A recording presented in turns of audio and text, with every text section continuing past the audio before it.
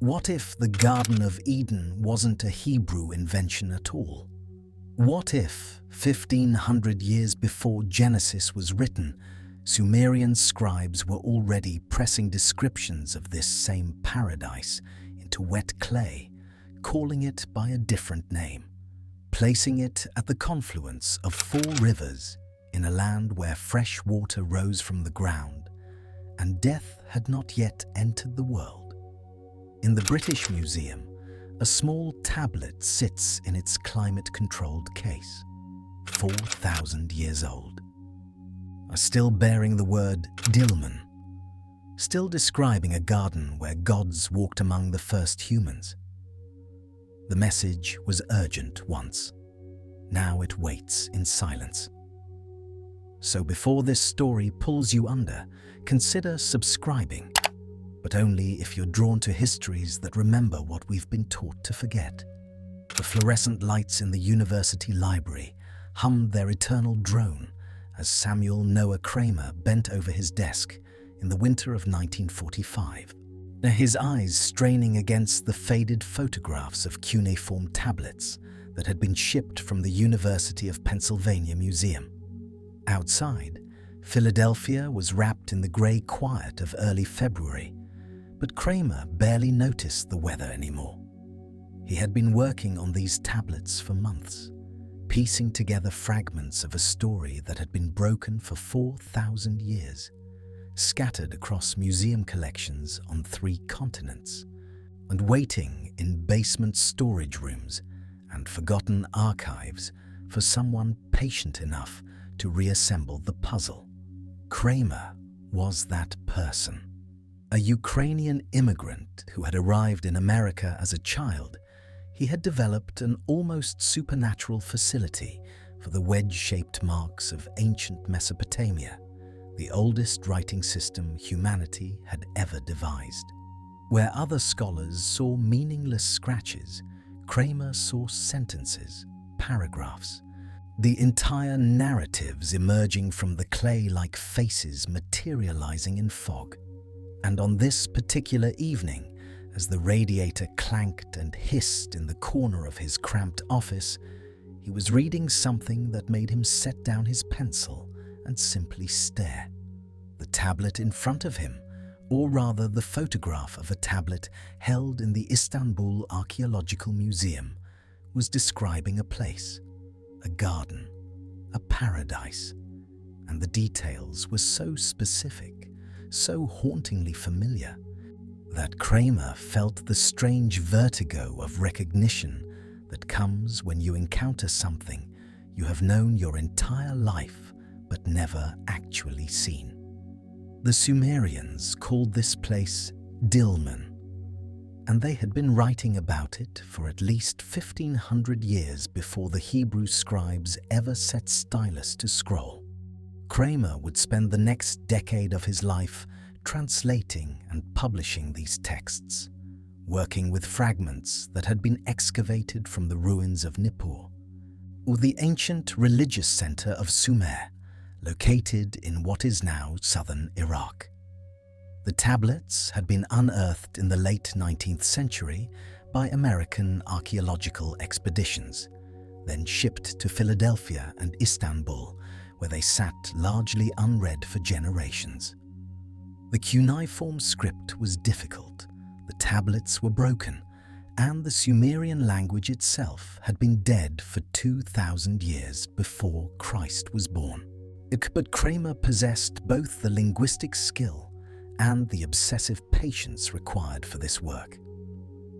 He would sit for hours with a single tablet, comparing it against every other known text that might contain parallel phrases, building his understanding word by word, sign by sign.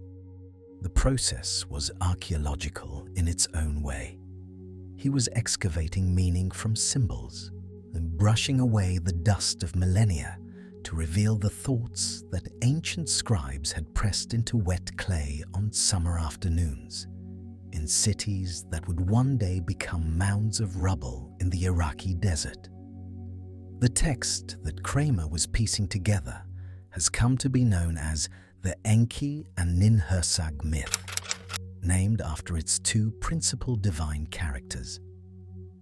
Enki was the Sumerian god of fresh water, wisdom, and creation, a clever trickster deity who appears throughout Mesopotamian mythology as both creator and transgressor. Ninhursag was the great mother goddess, associated with mountains and with the birth of all living things. Their story unfolds in Dilmun, and it reads like nothing else in ancient literature. It reads like a memory. The myth survives on multiple tablets and fragments, the most complete versions dating to approximately 1900 BCE during the Old Babylonian period. Though linguistic analysis suggests the story itself is considerably older, perhaps originating in the 3rd millennium BCE, during the height of Sumerian civilization. When you read the text in translation, when you follow the words that Kramer and subsequent scholars have painstakingly reconstructed, you encounter a description of paradise that will make you catch your breath if you have any familiarity with the book of Genesis. The land Dilmun is pure, the text begins. The land Dilmun is clean, the land Dilmun is bright. In Dilmun, the raven utters no cries, the lion kills not, the wolf snatches not the lamb. Unknown is the kid-killing dog. Unknown is the grain-devouring boar. Pause on those lines for a moment. Let them settle into your awareness. The Sumerian scribe is describing a world without predation, without violence, without death. A world where the natural order that we accept as fundamental, the order in which animals hunt and kill and devour each other, simply does not exist. This is not metaphor. This is not poetry in the abstract sense we sometimes use that word. This is a specific claim about a specific place, a geographical and theological assertion that somewhere, once, there existed a land where the rules were different. The text continues with details that become even more striking when placed beside the Hebrew scriptures. The sick-eyed says, "Not I am sick-eyed." The sick-headed says, "Not I am sick-headed." Its old woman says, "Not I am an old woman." Its old man says, "Not I am an old man." No disease, no aging, no acknowledgement of physical decline, because physical decline does not exist in this place. The inhabitants of Dilmun live in a state that we can only call immortal, though the Sumerians would not have used that word. They would simply have said that in Dilmun, the natural order of decay and death had not yet begun. And here is where the parallel to Eden becomes impossible to dismiss. The Hebrew text in Genesis describes the Garden of Eden as a place where death entered the world only after the transgression, only after the fruit was eaten and the fall occurred. Before that moment, according to the narrative logic of Genesis, Adam and Eve existed in a deathless state. They would have lived forever had they not disobeyed. The Sumerian text predates Genesis by at least a millennium, and possibly much longer. And it describes exactly the same condition, a place without death, without disease, without the entropy that governs all life as we know it. But there is more. In Dilmun, the girl walks not with the pitcher on her head. The river that overflows its banks floods not. The text goes on to describe a problem. Despite Dilmun being pure and clean and bright, it lacks one essential element. It has no fresh water. The land is perfect, except that nothing can grow, nothing can truly live. Because there is no water rising from the ground. And so Enki, the god of fresh water and wisdom, intervenes. He commands Utu, the sun god, to bring water from the earth. He causes fresh water to spring up from underground sources, and suddenly, Dilmun is transformed from a sterile paradise into a fertile garden where plants can grow and life can flourish. Now think about the geography of Eden as described in Genesis. A river flowed out of Eden to water the garden, the text says, and from there it divided and became 4 rivers. The names given are the Pishon, the Gihon, the Tigris, and the Euphrates. 2 of these rivers we can identify with certainty. The Tigris and Euphrates still flow through Iraq today, the same rivers that watered ancient Mesopotamia, the same rivers that made Sumerian civilization possible. The other 2 rivers have been the subject of scholarly debate for centuries, but the geographical context is clear. Eden, according to the Hebrew text, was located somewhere in or near Mesopotamia, somewhere in the region where fresh water rising from underground aquifers made agriculture possible in an otherwise arid landscape. The Sumerian Dilmun is described in exactly the same terms. A place that becomes paradise specifically because underground water rises to the surface, transforming barren land into garden. The mechanism is identical. The geography is identical. The theological function is identical. 2 traditions are separated by 1,500 years or more, describing the same place in the same way. Kramer noticed these parallels, as did every subsequent scholar who studied these texts. But what Kramer also noticed, and what remains less discussed in popular accounts of this material, is the parallel that connects most directly to the creation of Eve. In the Enki and Ninhursag myth, after fresh water has been brought to Dilmun and the garden flourishes, Enki begins to do what Enki always does in Sumerian mythology. He causes trouble. He impregnates Ninhursag, who gives birth to a daughter. Then Enki impregnates the daughter, who gives birth to another daughter. This pattern continues through several generations until Enki finally transgresses in a different way. He eats 8 sacred plants that have been grown in the garden, plants that Ninhursag had created and had not authorized anyone to consume. When Ninhursag discovers what Enki has done, she curses him. She declares that she will not look upon him with the eye of life until he dies. And immediately Enki begins to sicken. 8 parts of his body become diseased, 1 for each plant he consumed. The other gods are distraught. Without Enki, the god of fresh water and creation, the world cannot function properly. And so, a fox, a clever messenger figure, convinces Ninhursag to relent. She agrees to heal Enki, and she does so by creating 8 healing deities, 1 for each of his afflicted body parts. Here is where the text becomes remarkable beyond anything we might expect from comparative mythology. One of Enki's ailments is in his rib, and the deity that Ninhursag creates to heal his rib is named Ninti. In Sumerian, the word Tai means both rib and life.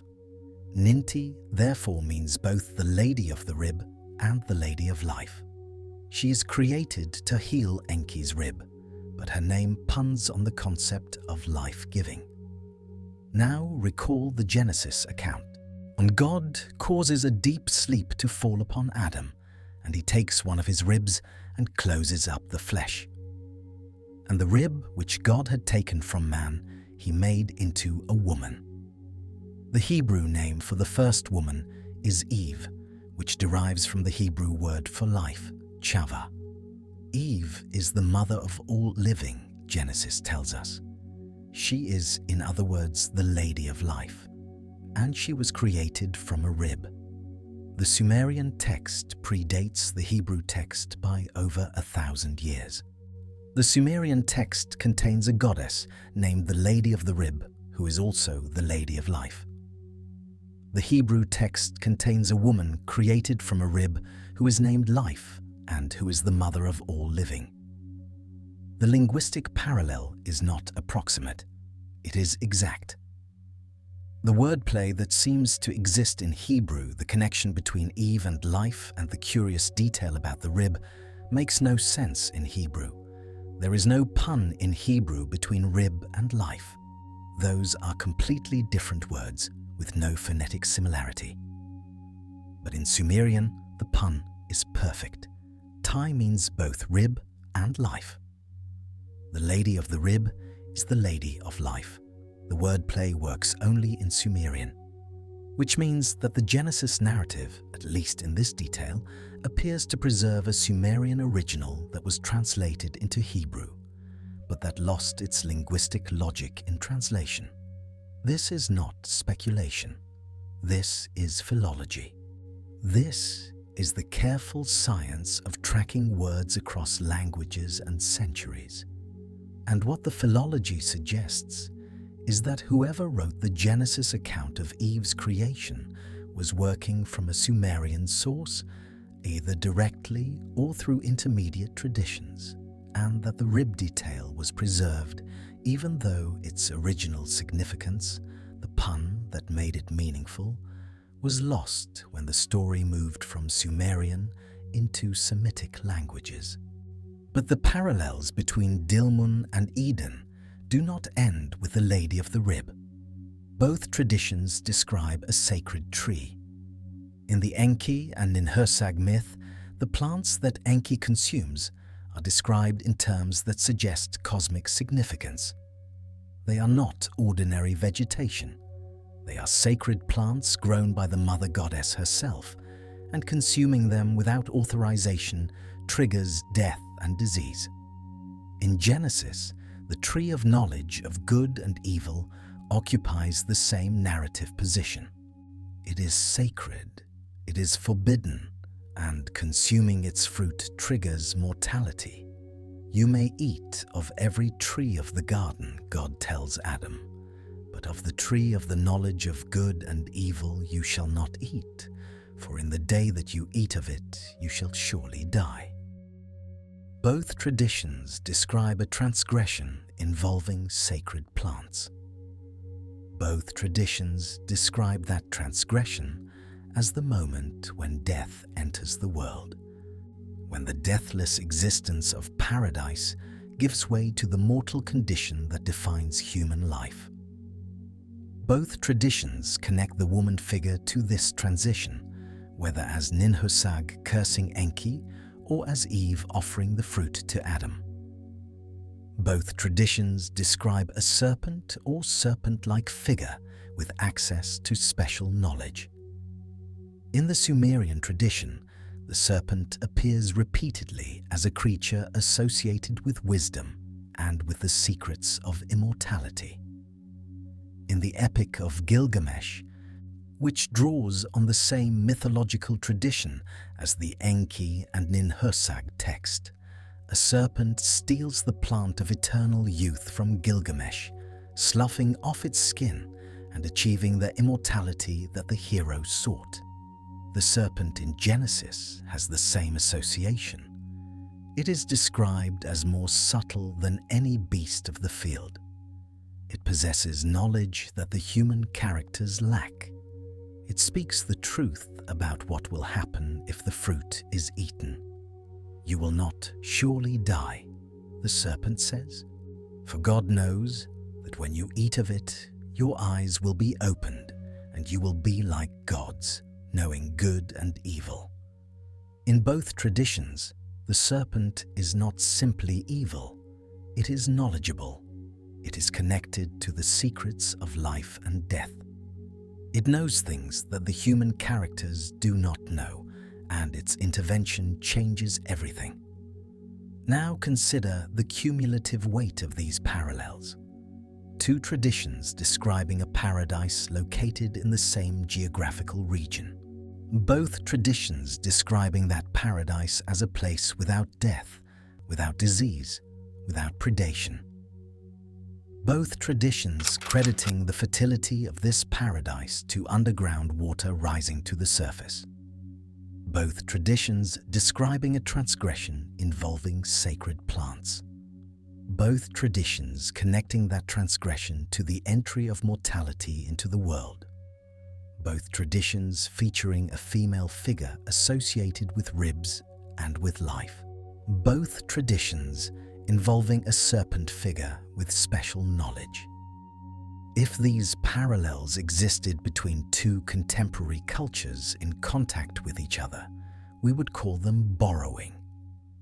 We would say that one tradition influenced the other, that stories were shared across cultural boundaries, that the same narrative was told in different languages with different names for the same characters and places. But these traditions are separated by 1,500 years or more. The Sumerian texts date to the early 2nd millennium BCE at the latest, with roots likely stretching back into the 3rd millennium. The Hebrew texts of Genesis reached their current form no earlier than the 1st millennium BCE, with the oldest written versions dating to perhaps the 10th or 9th century BCE. The direction of influence can only flow one way. The Sumerians were not influenced by the Hebrews. The Sumerians had been dead for 1,000 years before Hebrew literature existed in anything like its current form. If there is a relationship between these traditions, and the parallels suggest powerfully that there is, then the Hebrew texts are drawing on Sumerian sources, either directly or through intermediate Mesopotamian traditions that themselves drew on Sumerian originals. But here is what the academic analysis rarely asks. The question that hovers at the edge of scholarly discussion without ever quite being articulated. What if both traditions are drawing on something older still? What if the Sumerians were not inventing the story of Dilmun, but recording it, passing along a narrative that they themselves had inherited from their own predecessors? What if the parallels between Dilmun and Eden exist not because the Hebrews copied the Sumerians, but because both cultures were remembering the same thing? Let your eyes close if they have not already. Let your breathing deepen. Let the weight of your body settle more fully against whatever supports you. The question we are asking is not a question with an easy answer.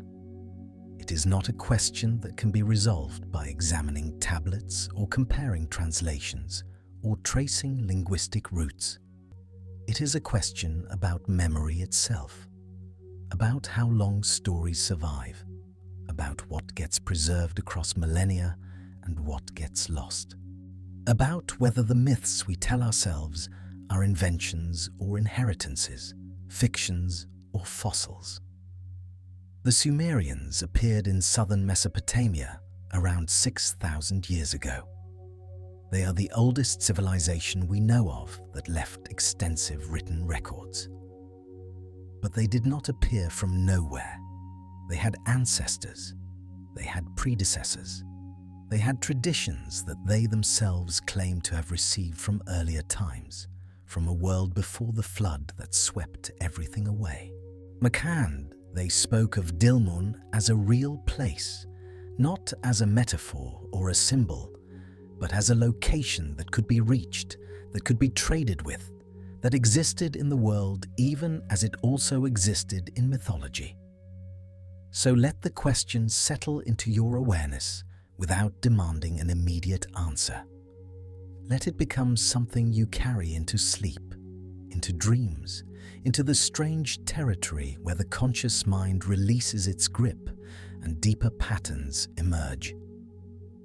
Were the Sumerians remembering something real when they described Dilmun? Were the Hebrews inheriting that memory when they wrote of Eden? And if so, what exactly were they remembering? A place? A time?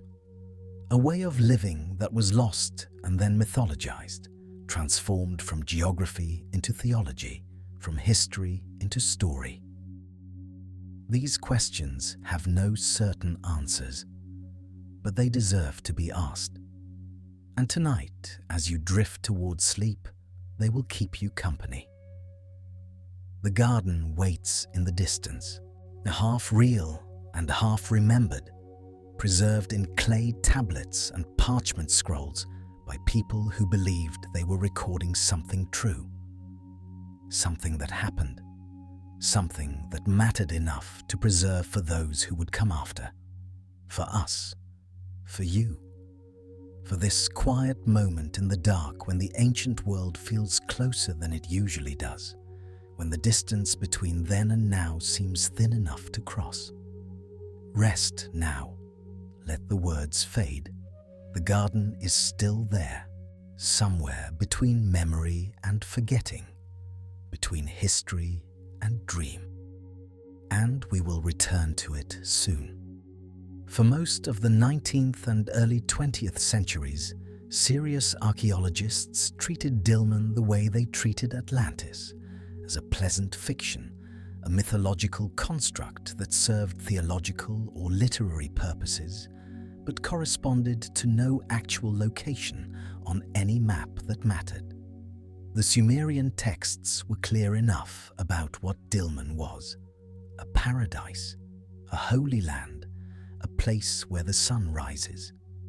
But scholars assumed these descriptions were purely symbolic, the ancient equivalent of heaven or the afterlife, not coordinates you could actually visit. This dismissive attitude began to shift in the 1950s when Danish archaeologists started systematic excavations on the small island of Bahrain in the Persian Gulf. What they found there changed everything, or at least began to change everything. Beneath the sand and the modern settlements lay the remains of an ancient civilization that had flourished for over 2,000 years. Massive burial mounds, over 170,000 of them, dotted the landscape, the largest ancient cemetery ever discovered.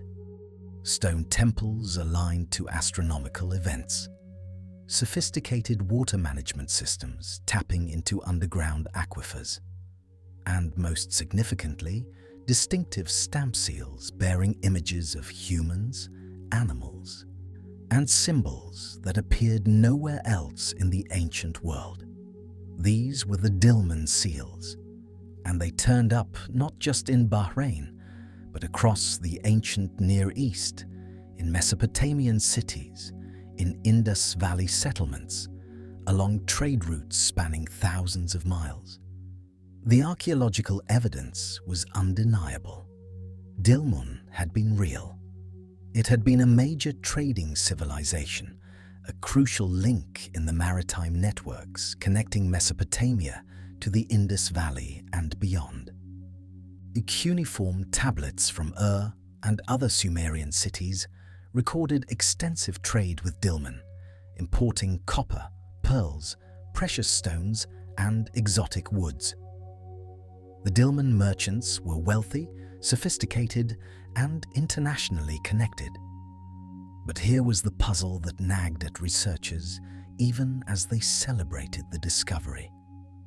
The Bahrain site was impressive, certainly.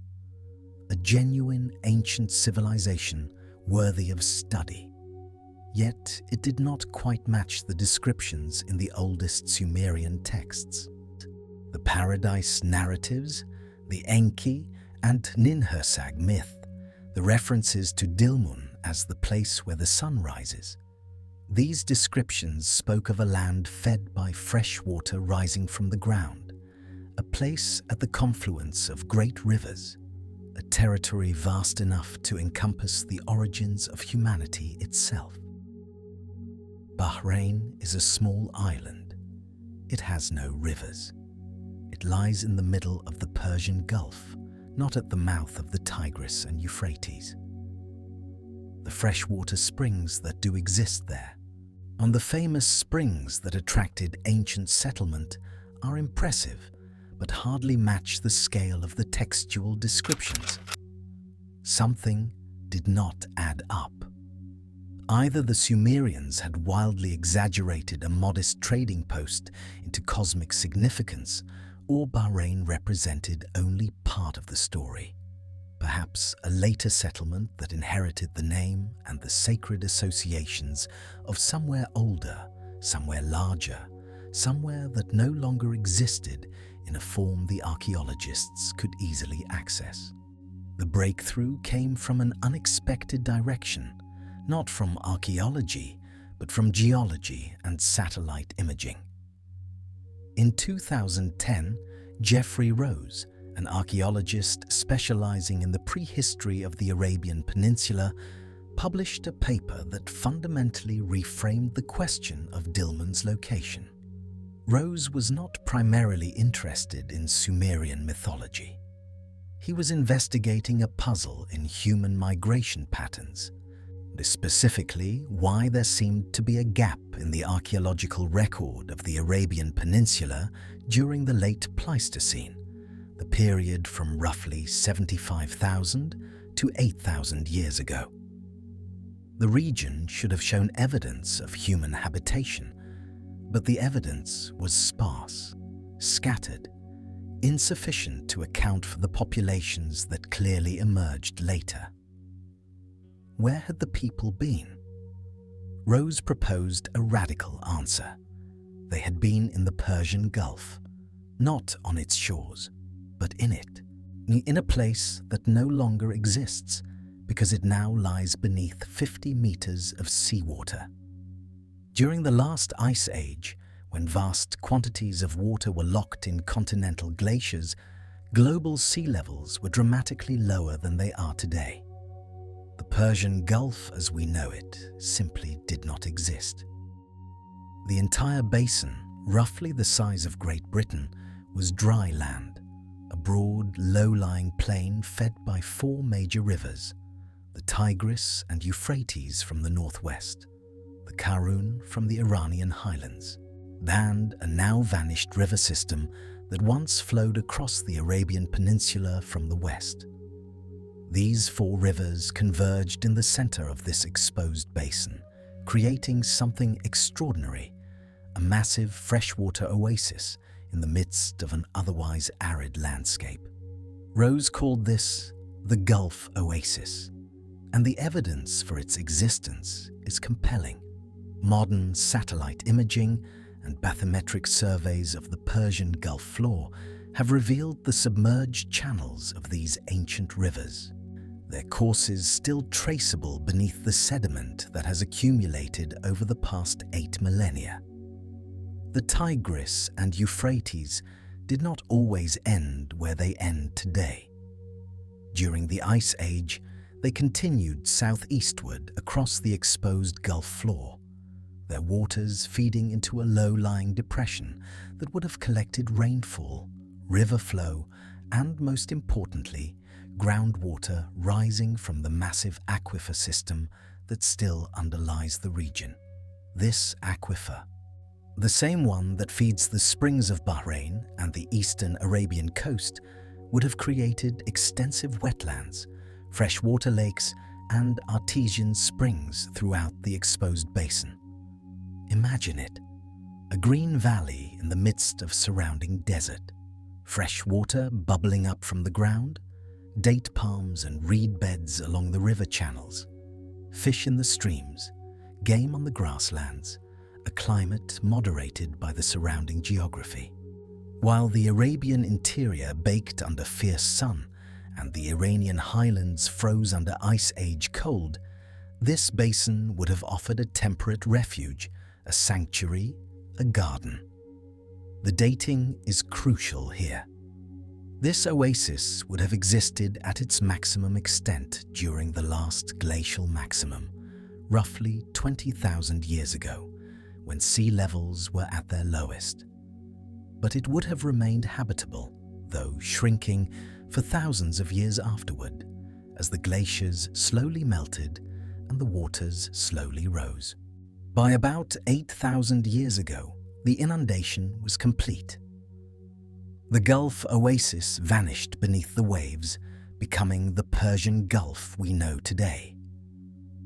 Any communities that had lived there would have been forced to migrate, slowly at first as the waters crept inward year by year, then more urgently as the habitable zone compressed, and finally, in desperation, as the last highlands became islands, and then nothing at all. The biblical description of Eden names 4 rivers, and a river went out of Eden to water the garden, and from thence it was parted and became into 4 heads. The first is Pishon, which compasseth the whole land of Havilah, where there is gold. The second is Gihon, which compasseth the whole land of Cush. The third is the Tigris, which goeth toward the east of Assyria. And the fourth is the Euphrates. For centuries, scholars have struggled to reconcile this geography with any known landscape. The Tigris and Euphrates are obvious enough, the great twin rivers of Mesopotamia, but the Pishon and Gihon have remained mysterious. Various identifications have been proposed over the millennia: the Nile, the Ganges, the Danube, various Arabian wadis, but none has proven fully satisfactory. The geography simply does not work if you are looking at the modern landscape. But what if the text is not describing the modern landscape? What if it preserves a memory of a landscape that existed before the flood, before the waters rose, before the Persian Gulf existed as a body of water at all? Suddenly, the geography starts to make sense. The Tigris and Euphrates we know. The Karun River, flowing from the Zagros Mountains of Iran, could account for one of the mysterious rivers, perhaps the Gihon, given that Cush in some ancient usage referred to regions east of Mesopotamia, not just the African territories it later denoted. And the Pishon, the river that compasseth the land of Havilah, where there is gold. I may have an even more remarkable identification. In 1985, geologist Farouk El-Baz used satellite imaging to trace the course of an ancient river system across the Arabian Peninsula. This now dry channel, called Wadi al-Batin in some stretches and sometimes referred to as the Kuwait River, once flowed from the mountains of western Arabia all the way to the Gulf Basin, a distance of over 600 miles. The system is clearly visible in satellite photographs. A ghost river whose channel cuts through the modern desert, bone dry today, but unmistakably a watercourse in some earlier era. The land it crosses, the western Arabian highlands, is indeed gold-bearing country. Ancient gold mines have been found in the Mahd ad-Dahab region, the cradle of gold in Arabic, one of the oldest known gold mining sites in the world. If the Pishon was the ancient Arabian river, and if it flowed alongside the Tigris, Euphrates, and Karun into a central basin where all 4 waters converged, then the Genesis geography is not fantasy. It is cartography. Ancient cartography, preserved in oral tradition for thousands of years, eventually written down by Hebrew scribes, who no longer understood they were describing a place that had been underwater for 5 millennia before their ancestors ever left Mesopotamia. The timeline is staggering, but not impossible. If the Gulf Oasis was finally submerged around 6000 BCE, and if refugees from that inundation settled in the regions that would become Sumer, carrying memories of their lost homeland, those memories could have been preserved in oral tradition for the roughly 3,000 years before the oldest Sumerian texts were written down around 3000 BCE.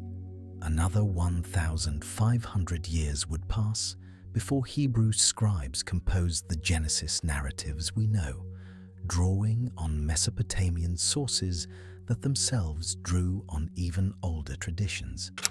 We are looking at a chain of transmission spanning 8,000 years or more, from the last inhabitants of the Gulf Oasis to the pages of the Bible. Information gets distorted over such distances. Names change, details shift.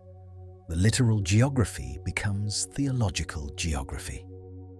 But the core features, 4 rivers converging in a garden paradise, fresh water rising from the ground, a catastrophic flood that ended everything.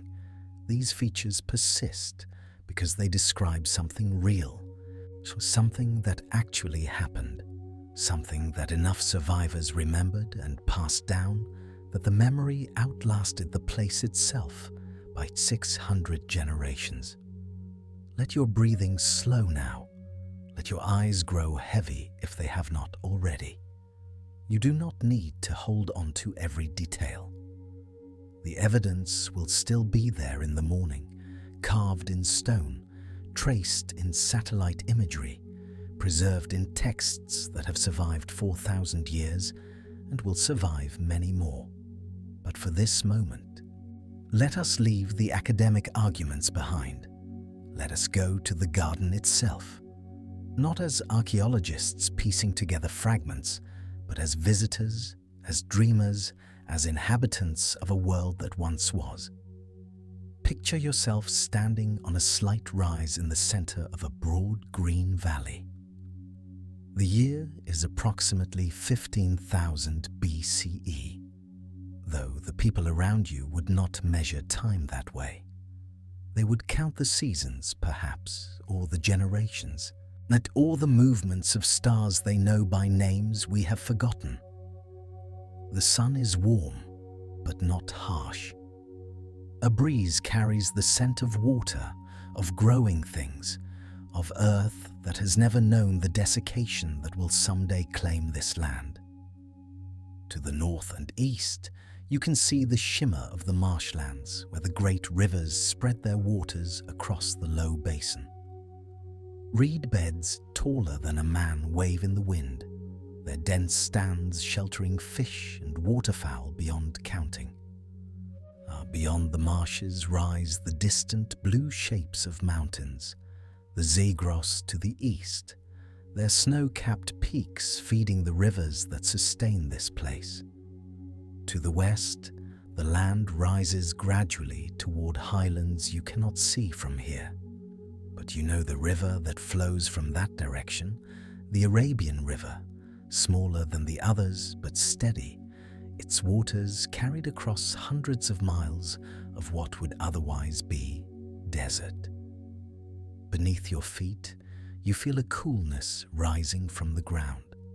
This is the gift of this place, the reason communities have lived here for as long as anyone can remember.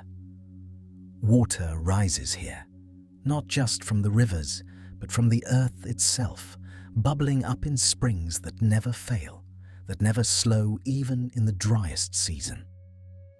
The great aquifer beneath this land, recharged by rains that fall far away in distant mountains, releases its bounty through cracks and fissures in the underlying rock. Some springs are warm, heated by their long journey through the earth. Others are cool and sweet, perfect for drinking. The date palms cluster around these springs, their roots reaching deep into the wet soil, their fronds providing shade for the settlements that have grown up beneath them. You walk down the slope toward the nearest cluster of dwellings. They are simple structures, frames of palm wood covered with reed mats, but they are permanent, not the temporary camps of wanderers. The people here have been here for generations. They do not need to move. Why would they? Everything they need is within reach. Fish from the marshes, game from the grasslands, dates and nuts and wild grains from the surrounding land, fresh water rising from the ground itself. Children play near the water, their laughter carrying across the still air. Elders sit in the shade discussing matters you cannot hear. Someone is singing, a melody that would sound strange to modern ears, but that carries the unmistakable shape of human joy, human sorrow, the human meaning-making through pattern and sound. These people do not know they are living in a garden that will become a myth. They do not know that in another 12 or 13,000 years, their home will be called Paradise, Eden, Dilmun, a dozen names in a dozen languages, each one pointing back to this place, to this water, to this green abundance in the midst of a harsh world. They do not know that the water is rising, not visibly, not yet. The glaciers far to the north are melting, slowly, season by season, and the great ocean is creeping higher, centimeter by centimeter, generation by generation. In 1,000 years, the shoreline will be noticeably different. In 5,000 years, the lowest settlements will be abandoned. In 7,000 years, the waters will have swallowed everything you can see from where you stand, and the descendants of these people, scattered to the surrounding highlands, will remember only that once there was a garden where water rose from the ground, where 4 rivers met, where life was easier and death came later, and then the waters came and the garden was lost. Let that image rest in your mind now. The green valley, the rising springs, the children playing by the water, the slow approach of the sea that will erase everything but the memory itself. You do not need to remember the geological terminology or the satellite coordinates or the names of archaeologists. Remember only this, that someone stood where you are standing in your imagination, breathing the same air, feeling the same sun, completely unaware that their ordinary life would become the template for paradise in the dreams of 100 generations yet to come. The garden was real. The garden was here. And though the waters have covered it for 8,000 years, the memory surfaces still in texts written on clay, in stories told around fires, in the persistent human conviction that once, somewhere, everything was better than it is now, and that somehow, someday, we might find our way back. Now we must descend deeper into the Sumerian understanding of how paradise came to exist in the first place. Because the tablets do not present Dilmun as a natural occurrence or a geographical accident, but as a deliberate creation. And the being responsible for that creation is one of the most fascinating figures in all of ancient mythology. A god whose characteristics seem to anticipate every garden paradise narrative that would follow in cultures around the world. His name was Enki, and if you know only one Sumerian deity, his is the name worth knowing, because Enki was not like the other gods of the Mesopotamian pantheon who concerned themselves with war and kingship and the terrifying powers of storm and sky. Enki was the god of fresh water, and this might seem like a minor portfolio until you remember that in the ancient Near East, fresh water was quite literally the difference between life and death, between fertile abundance and barren desolation, between civilization and wilderness. The Tigris and Euphrates rivers made Mesopotamia possible, and the underground springs that bubbled up in sacred groves and temple precincts were considered direct manifestations of divine presence. But Enki's domain extended beyond mere water into something even more precious. He was the god of wisdom, of craft of secret knowledge, and of the arts of civilization. And this combination of water and wisdom might seem arbitrary to modern minds. But to the ancient Sumerians, it made perfect intuitive sense because water was wisdom.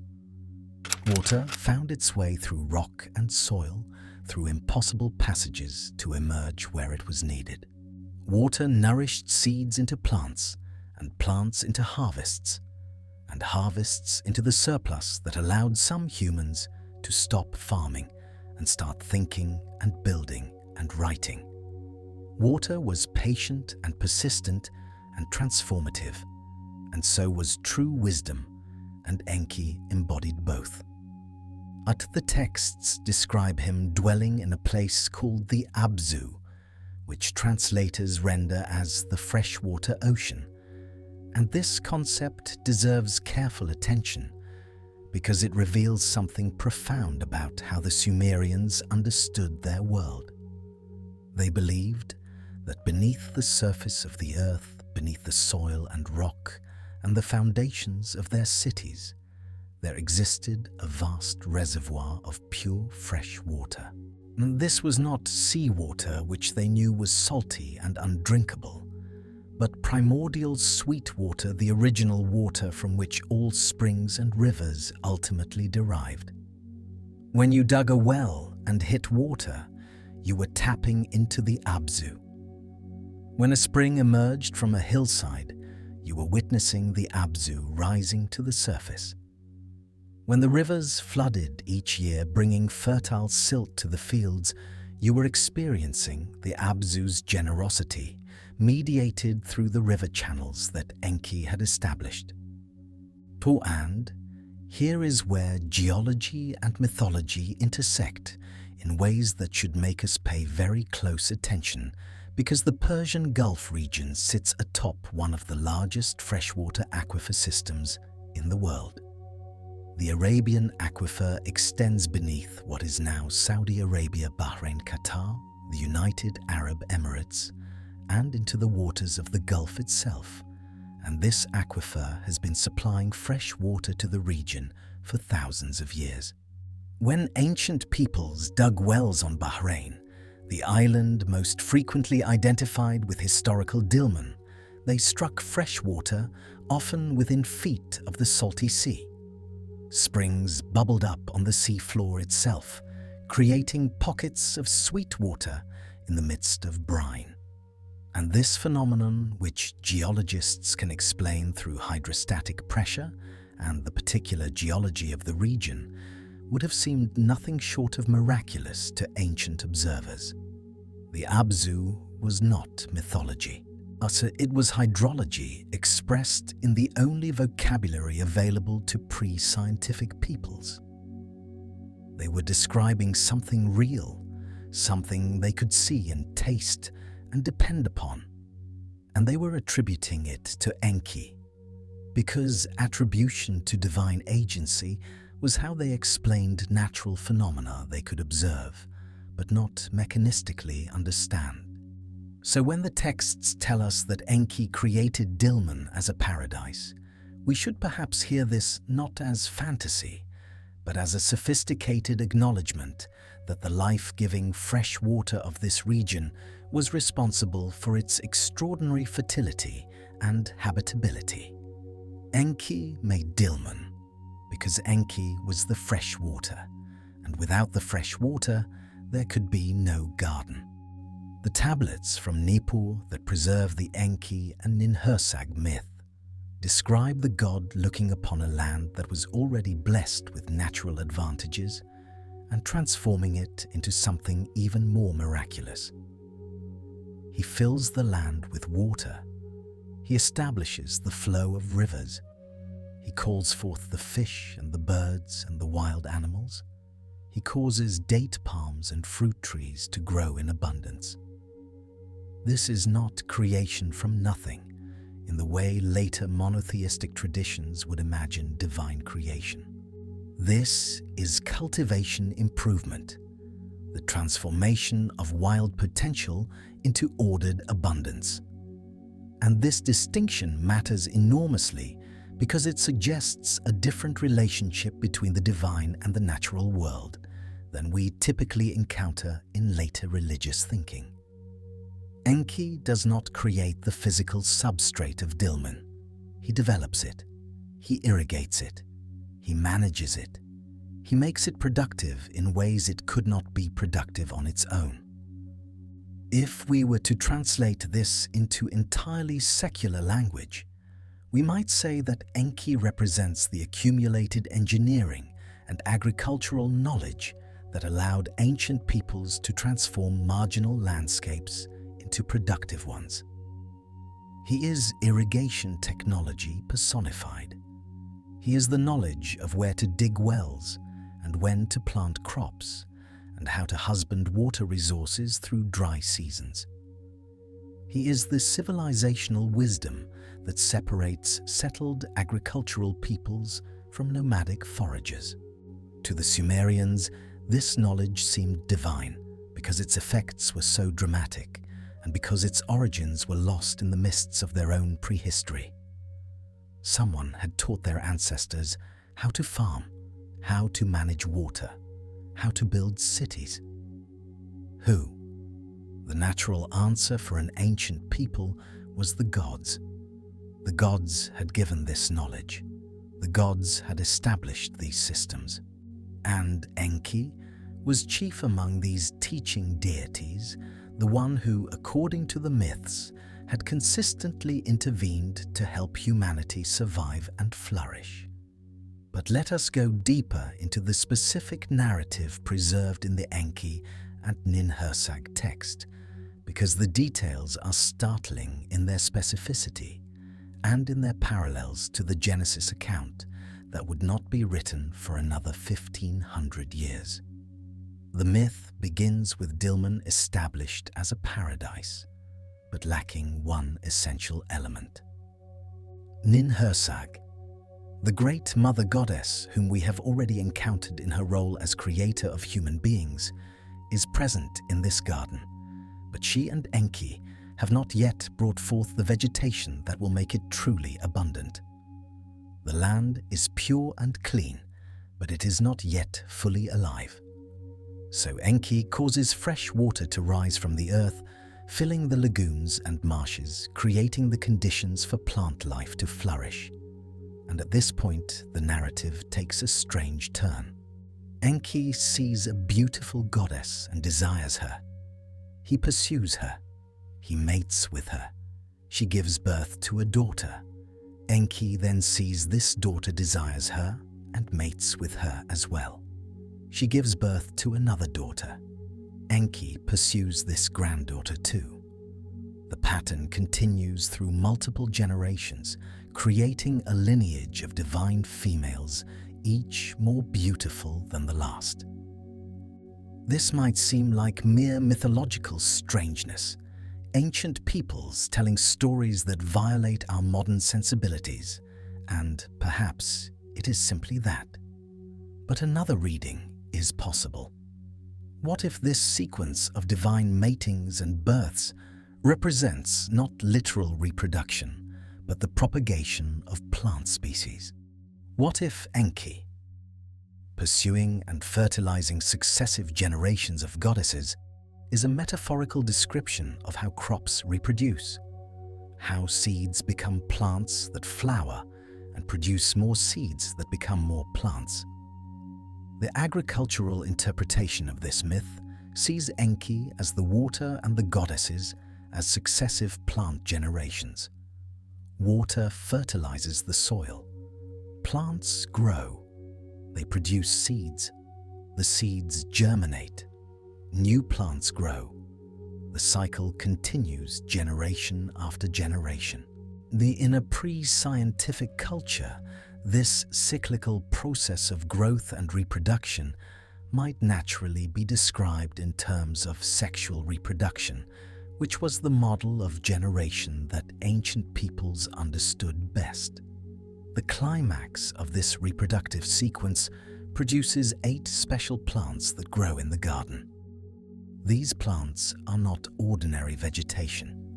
They are described with specific names, suggesting they have particular properties, particular powers. And here is where the myth takes its most famous turn. Enki sees these 8 plants, and he desires to know them. The text uses a word that carries connotations of both knowledge and consumption. To know something in ancient Near Eastern idiom often meant to possess it entirely, to take it into oneself, and in an agricultural context, to eat something is quite literally to know it in the most intimate way possible. Enki eats the 8 plants. He consumes the forbidden knowledge of the garden. And Ninhursag, seeing what he has done, pronounces a curse upon him. Until he is dead, I shall not look upon him with the eye of life. This is not merely anger. This is a fundamental rupture in the divine order. Enki, the great god of wisdom, who had created the conditions for this paradise to flourish, has violated some essential boundary, and the consequence is death or something approaching it. Enki becomes ill. 8 parts of his body sicken corresponding to the 8 plants he consumed. He is dying, and the other gods are distraught. Enlil, the king of the gods, cannot heal him. The divine council is helpless.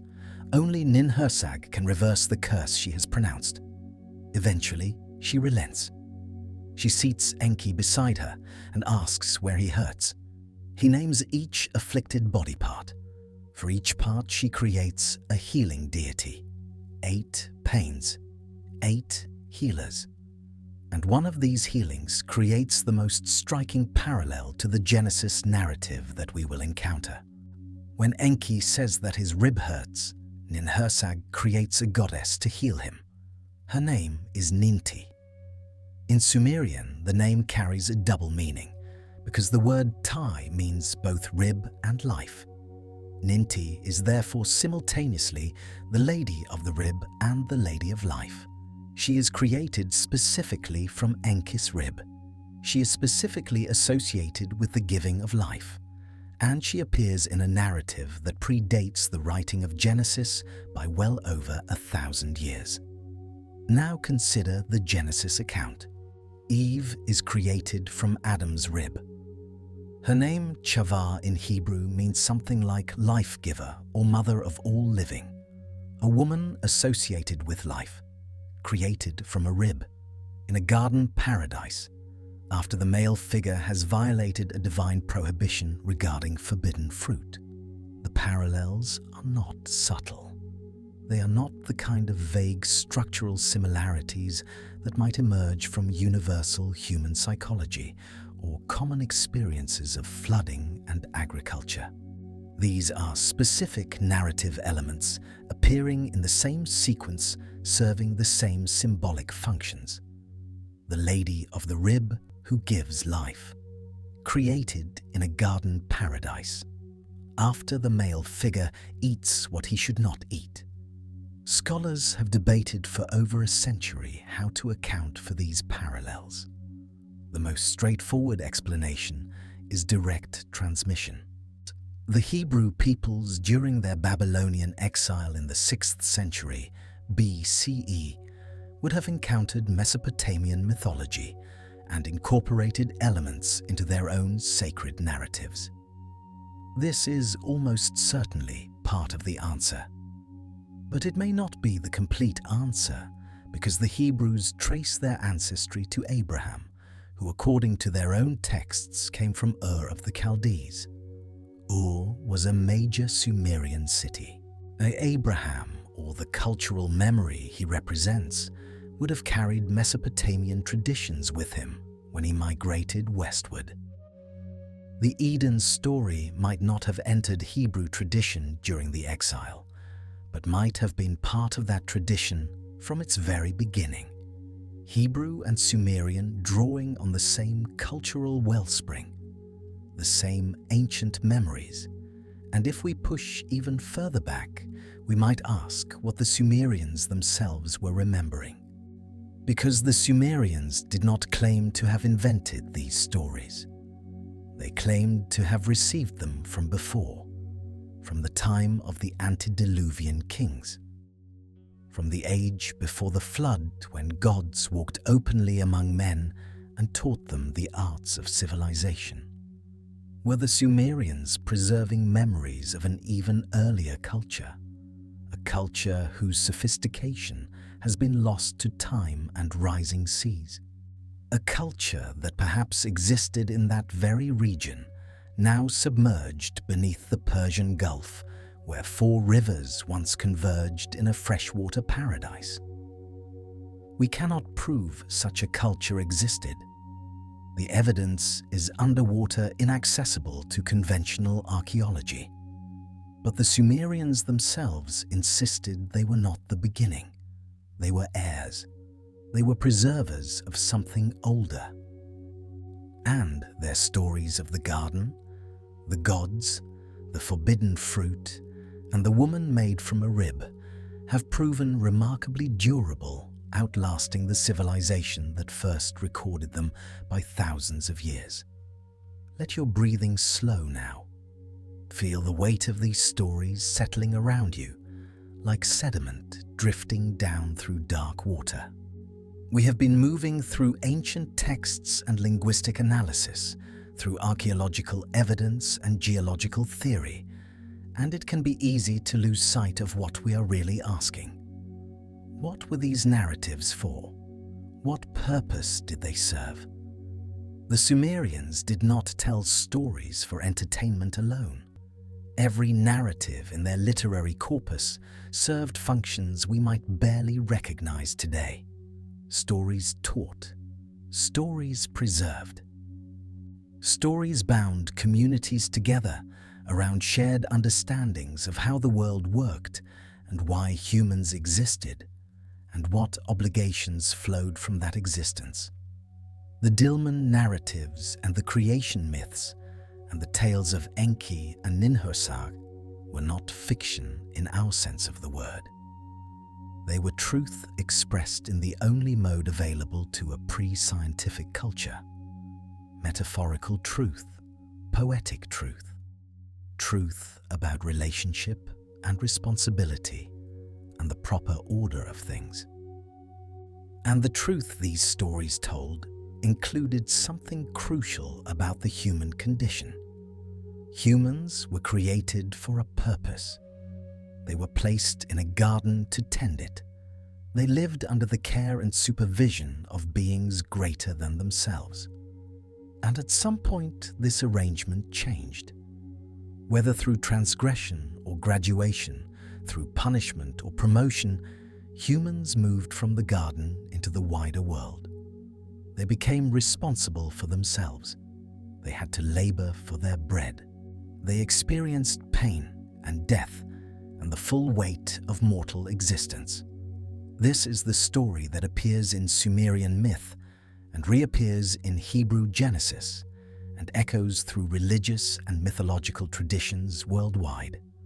A golden age, a fall, a present condition of struggle that is somehow diminished from what came before.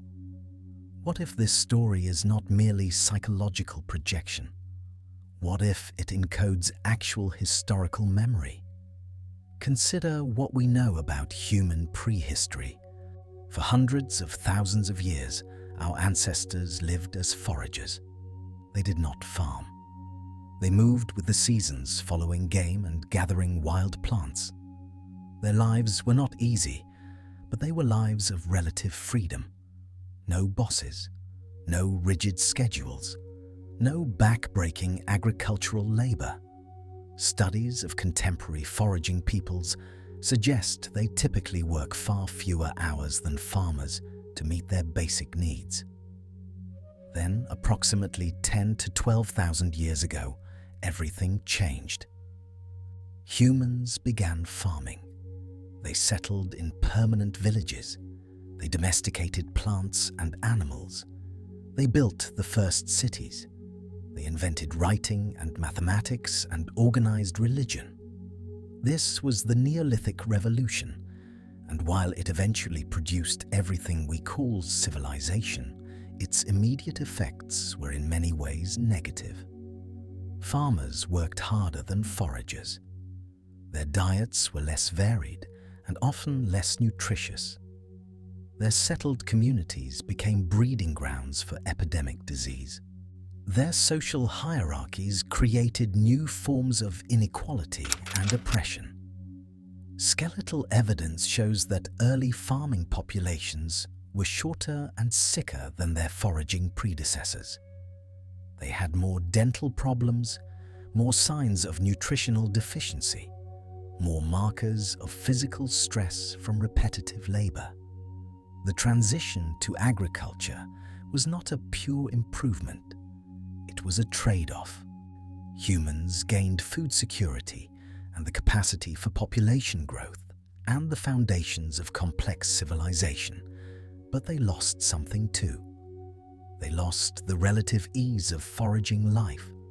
They lost mobility and variety.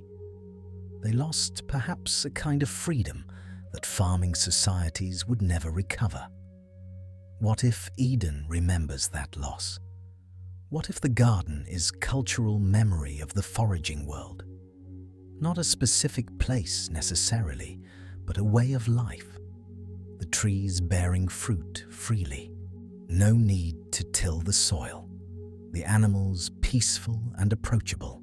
Humans living in harmony with nature, taking what they needed without exhausting labor. Then the fall, the expulsion from the garden. Cursed is the ground because of you. Through painful toil, you will eat food from it all the days of your life. By the sweat of your brow, you will eat your bread. These are not random curses. These are precise descriptions of what changed when humans became farmers. The ground became cursed because it now required constant work to produce food. Thorns and thistles infested the fields because farming creates conditions for weeds to flourish. Humans ate bread because they now grew grain and ground it into flour, a labor-intensive process unknown to foraging peoples. The Eden narrative might be mythological memory of the Neolithic transition. The fall might be the fall into agriculture. And if this reading has merit, then the garden was not a specific physical location, but a stage of human development. A way of relating to the land and to food and to labor that was lost when humans became farmers. But there is no reason these interpretations must exclude each other. Perhaps the Eden narrative layers multiple memories together. Perhaps it remembers both a specific physical place and a more general way of life. Or perhaps it encodes memories of the flooding of the Persian Gulf Oasis and the transition from foraging to farming, and theological reflections on human mortality and limitation. Ancient narratives are often palimpsests. They accumulate meaning across generations, with each retelling adding new layers while preserving old ones. The Sumerian scribes who recorded the Enki and Ninhursag myth were already working with material that was ancient to them. The Hebrew priests who compiled Genesis were working with material drawn from multiple sources, including ancient oral traditions and Mesopotamian influences. We should not expect these texts to yield single, simple meanings. They are too old. They have been carried too far. They have meant too many things to too many people. What we can say is that the garden narrative has proven extraordinarily persistent. Across thousands of years and dozens of cultures, people have told and retold stories of a paradise at the beginning, a place of abundance and ease, a time before death and labor and pain, a golden age from which we have fallen.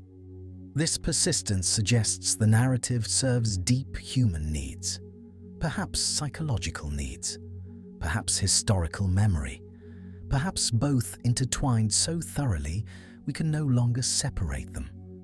Your eyes may grow heavy now, the weight of millennia pressing gently against your thoughts.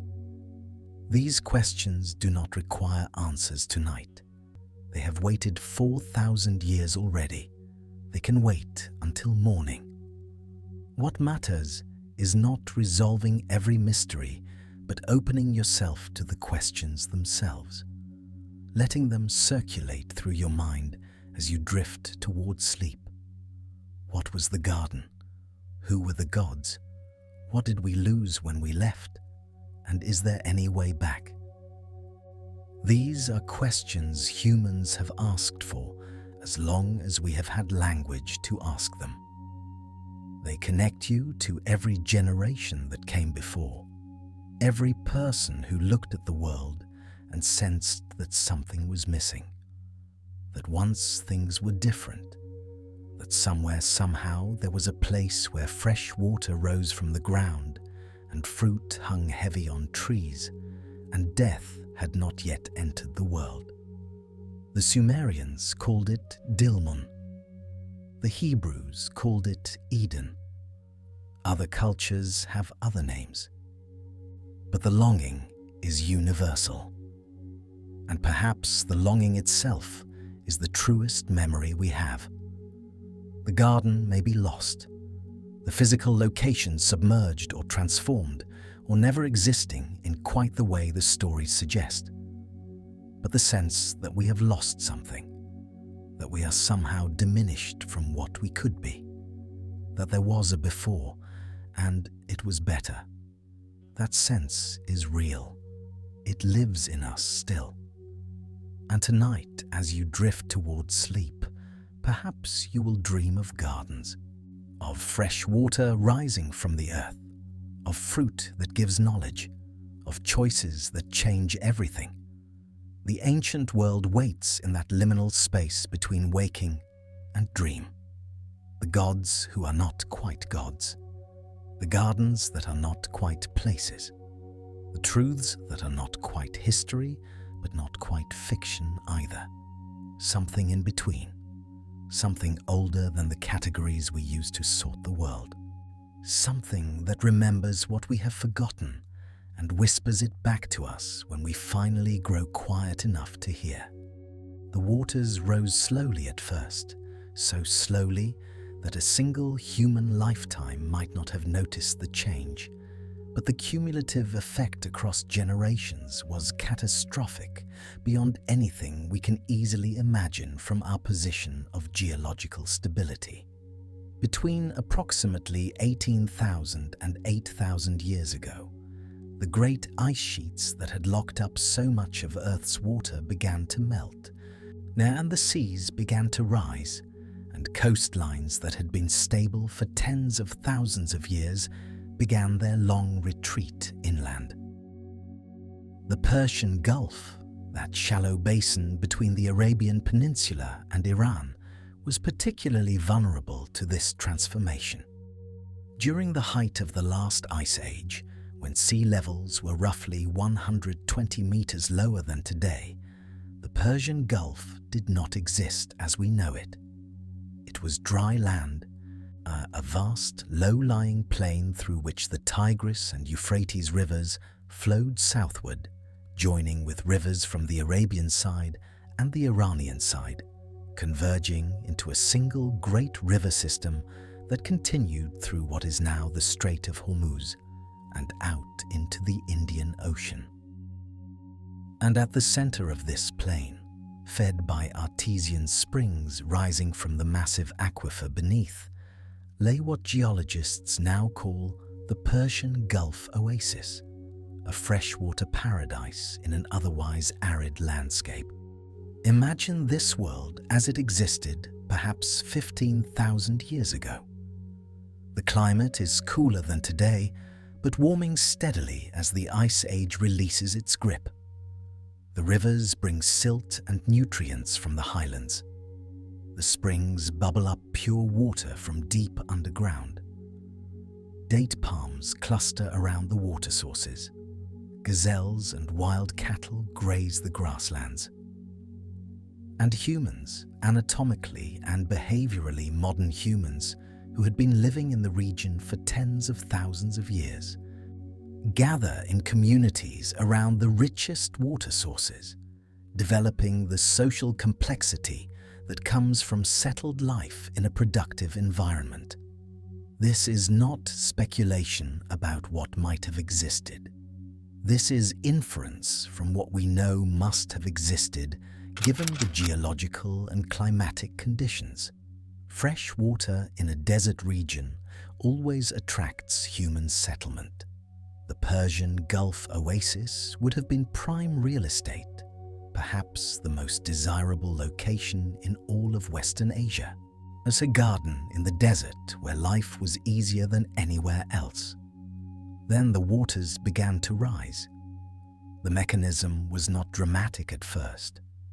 As the ice sheets melted in the northern hemisphere, meltwater flowed into the oceans. Global sea levels rose by perhaps 1 meter per century during the most rapid phases, faster at some times, slower at others, but relentlessly, generation after generation. The Strait of Hormuz, that narrow gateway at the mouth of the Persian Gulf basin, was shallow. And for thousands of years, even as sea levels rose, a sill of land kept the Indian Ocean from flooding into the basin. The Gulf remained dry even as the world ocean rose around it. But sills erode, barrier islands wash away, and sometime around 14,000 to 12,000 years ago, depending on which geological reconstruction you follow, the sea finally breached the barrier and began to flood into the basin. What happened next would have seemed like the end of the world to anyone living there. The Persian Gulf basin is shallow, nowhere more than about 90 meters deep today, with an average depth of only about 50 meters. This means that as seawater flooded in, it spread horizontally far faster than it rose vertically. A 1 meter rise in sea level might translate into many kilometers of horizontal flooding across that flat basin floor. Communities that had lived safely upstream one generation might find themselves on the shoreline the next, then underwater the generation after that. The flooding was not continuous and steady.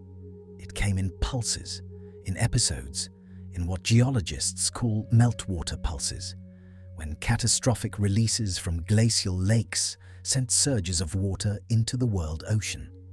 Meltwater pulse 1A, around 14,500 years ago, raised global sea levels by perhaps 20 meters in just a few centuries. Meltwater pulse 1B, around 11,500 years ago, caused another rapid rise. Each pulse would have accelerated the flooding of the Persian Gulf. Each pulse would have driven the shoreline further inland. Each pulse would have forced communities to abandon lands their ancestors had occupied for thousands of years. Let your breath slow now. Feel the weight of this transformation, not as ancient history, but as lived experience. Imagine being born in a village near the water's edge, the same village where your grandparents were born, the same place your family had always lived as far as memory could reach. Imagine watching through childhood as the shoreline creeps closer. Imagine, as a young adult, helping to move the village to higher ground because the old site floods now during high tides and storm surges.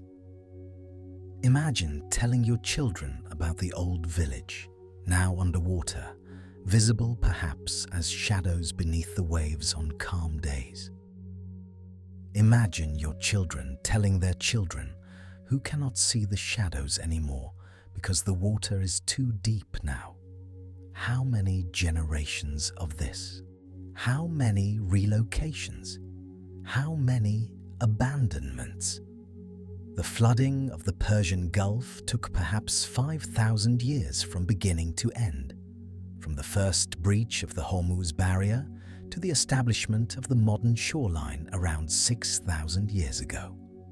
That is 200 generations of humans experiencing continuous displacement, continuous loss, continuous retreat from rising waters. And crucially, from an archaeological perspective, all of this happened in a region that is now underwater, inaccessible to conventional excavation. Whatever those communities built, whatever they knew, whatever they created during those 5 millennia of retreat, most of it lies beneath the Persian Gulf today, buried under marine sediments, probably destroyed by the flooding itself. We have an archaeological gap, a blank spot in the human record, covering exactly the period when the Eden narratives describe paradise being lost. The Sumerians remembered the flood. They remembered it with such intensity, such specificity, such emotional weight, that the story appears in multiple independent compositions spanning more than 1,000 years of their literature. The oldest version we have is fragmentary, preserved on a tablet from Nippur dating to around 1600 BCE, though the story itself is certainly much older, part of an oral tradition stretching back to the very beginning of Sumerian civilization. The hero of this oldest version is called Ziusudra, a name meaning "he who found long life," and he is described as a pious king who receives warning from the god Enki that the divine council has decided to destroy humanity with a flood. Enki, that god of wisdom and fresh water who also created the paradise of Dilmun, instructs Ziusudra to build a boat. The tablet is damaged at the crucial point, but we know the outcome. Ziusudra survives the flood, which lasts 7 days and 7 nights, and afterward, he is granted immortality and taken to live in Dilmun, the paradise at the edge of the world. Consider that detail carefully. After the flood, the survivor is taken to Dilmun. The paradise that existed before the flood still exists after the flood, but only the survivor can reach it. For everyone else, Dilmun is lost, inaccessible, a memory of the world before the waters rose. The later Akkadian version of the story, preserved in the Epic of Atrahasis, dating to around 1700 BCE, provides more context and more detail. In this version, the gods created humans to do the labor that the lesser gods had previously performed, digging canals and maintaining irrigation systems. But humans multiplied rapidly, became numerous, became noisy. The god Enlil, unable to sleep because of human commotion, decides to reduce the population through plague. The plague fails because Enki warns his favorite human, Atrahasis, how to propitiate the gods. Enlil tries drought and famine. Again, Enki helps humanity survive. Finally, Enlil declares that a flood will eliminate humans entirely, and this time he binds the other gods by oath not to warn anyone. But Enki, clever Enki, who cannot break his oath by speaking directly to a human, speaks instead to the reed wall of Atrahasis's house, knowing that Atrahasis is listening on the other side. "Wall, wall," Enki says. "Reed wall, reed wall. Listen to my words. Tear down your house, build a boat. Reject possessions, save living things.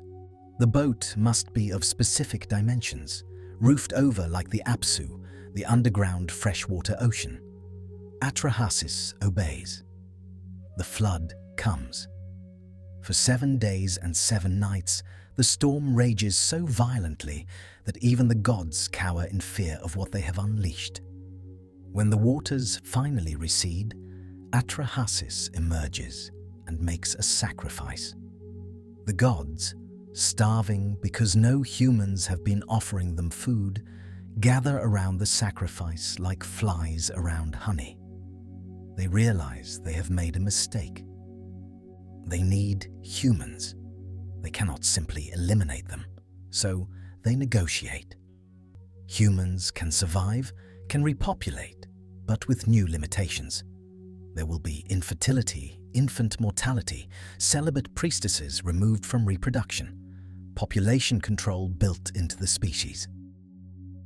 The Epic of Gilgamesh, compiled around 1200 BCE from older sources, tells the same story yet again, this time with the survivor named Utnapishtim. Gilgamesh, seeking immortality after the death of his friend Enkidu, travels to the edge of the world to find Utnapishtim, the only human ever granted eternal life. Utnapishtim tells Gilgamesh how he survived the flood, how the gods warned him, how he built the boat, how he loaded it with his family and with craftsmen of every kind and with the seed of all living things. The flood came. The gods themselves were terrified by its violence. When it ended, Utnapishtim sent out birds to test for dry land. A dove returned, finding no resting place. A swallow returned. Finally, a raven did not return, indicating that land had emerged. Utnapishtim made sacrifice. The gods gathered. And Enlil, initially furious that anyone had survived, was persuaded by Enki to grant Utnapishtim and his wife immortality, sending them to live far away at the mouth of the rivers. 3 versions of the same story, spanning at least 5 centuries of written tradition and certainly much older in oral form. The names change, but the structure remains identical. Divine warning to one righteous man, instructions to build a boat of specific dimensions, the flood destroying everything, 7 days of devastation, birds sent out to find land, sacrifice after survival, negotiation with the gods, and always, always the survivor transported to a distant paradise, separated from ordinary humanity, living at the edge of the world where fresh water meets salt water, where the rivers empty into the sea. The parallels to the later Hebrew flood narrative are obvious and have been recognized since George Smith's translation of the Gilgamesh tablet in 1872 shocked Victorian England with the realization that the biblical flood story was not unique, not original, not the first divine revelation of this event, but rather a later adaptation of Mesopotamian tradition. The boat dimensions in Genesis use different units but similar proportions to the Mesopotamian vessels. Noah sends out birds in the same sequence as Utnapishtim. The sacrifice after the flood and the divine promise never to flood the earth again echo the Sumerian and Akkadian precedents in ways too specific to be coincidental. But recognizing the literary relationship between these texts, while important, may obscure a more fundamental question. What if they are all remembering the same thing? What if the flood narrative that appears first in Sumerian, then in Akkadian, then in Hebrew, then in countless other traditions worldwide? What if it preserves cultural memory of actual catastrophic flooding at the end of the Ice Age? What if the expulsion from Eden and the destruction by flood are the same event, seen from different temporal perspectives, the slow version and the fast version of the same generational trauma? Now let your thoughts drift with this possibility. Feel yourself settling deeper into rest as we trace the thread forward from catastrophe to civilization. Something remarkable happened in Mesopotamia around 6,000 years ago, around 4000 BCE in our calendar. Sumerian civilization emerged, apparently from nowhere, already sophisticated in ways that should have taken much longer to develop. The first cities appeared along the rivers and marshes of southern Iraq. Uruk, which may have had 40,000 inhabitants by 3000 BCE, making it the largest city in the world. Eridu, the oldest continuously occupied site, where 17 temples were built one atop another over thousands of years, all dedicated to Enki, all maintaining the same sacred orientation as if following a blueprint that predated them all. Ur, with its great ziggurat reaching toward the heavens. These cities were not primitive settlements gradually becoming more complex. They emerged with urban planning, with specialized craft production, with long-distance trade networks, with administrative systems requiring some form of record-keeping that would soon develop into cuneiform writing. The Sumerians had a sexagesimal mathematical system, base 60, which we still use for measuring time and angles. They had astronomical observations accurate enough to predict eclipses.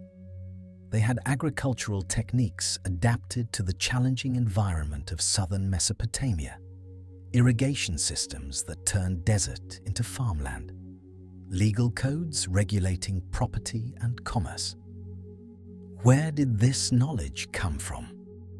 The conventional archaeological answer is that it developed gradually over the preceding millennia in the foothills to the north and east, in the Ubaid culture that preceded Sumerian civilization in the same region.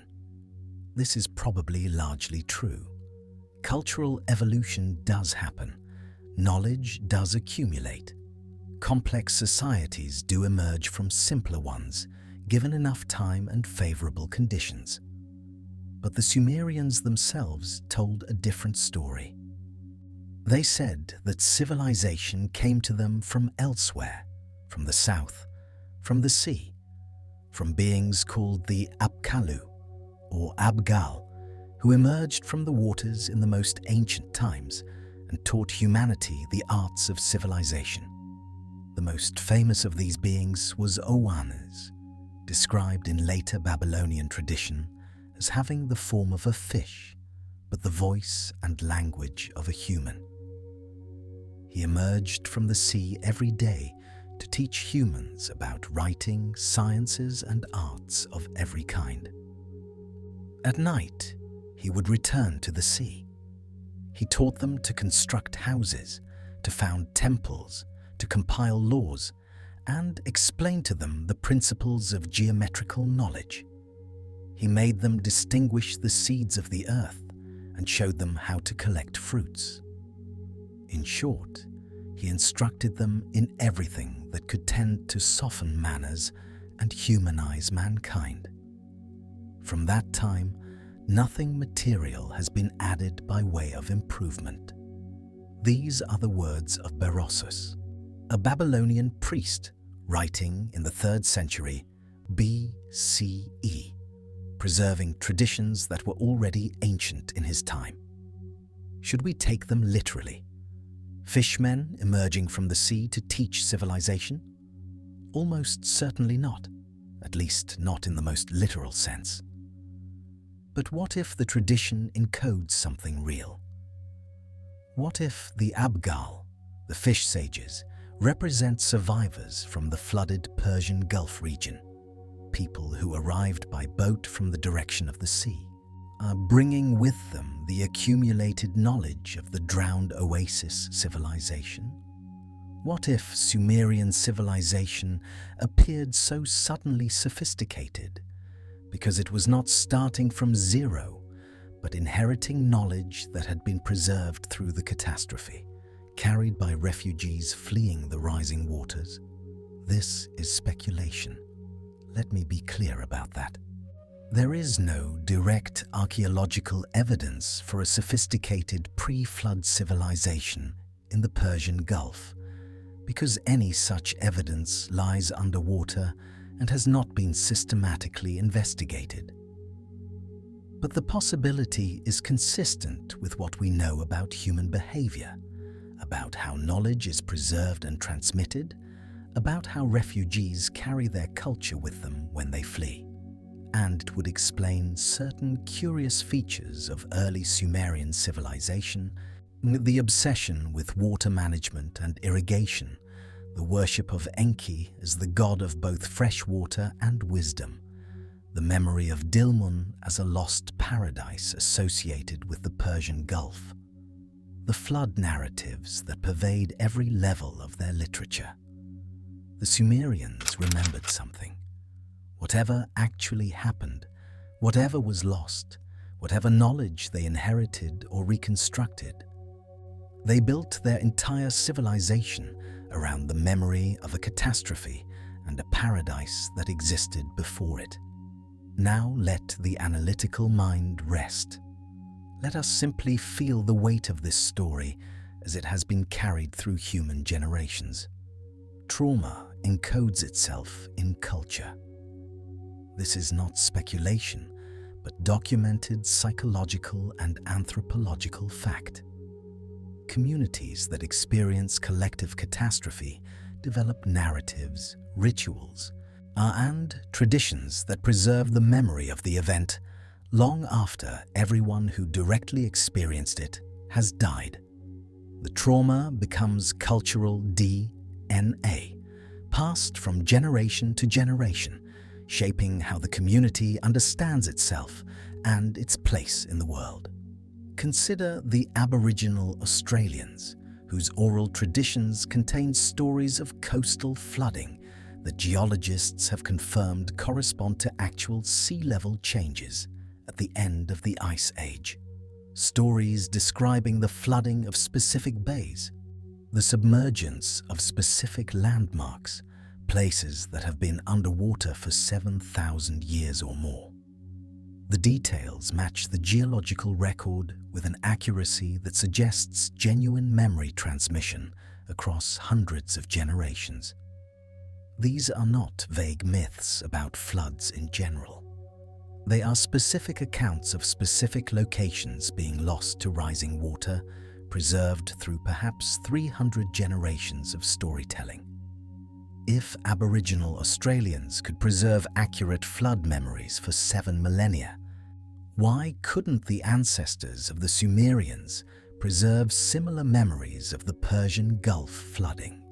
If communities worldwide experienced the same catastrophic sea level rise at the same time, between roughly 18,000 and 6,000 years ago, and if those communities all encoded their experiences in narrative, would we not expect to find flood myths worldwide? We do find them. Over 200 distinct flood myths have been documented from cultures across every inhabited continent.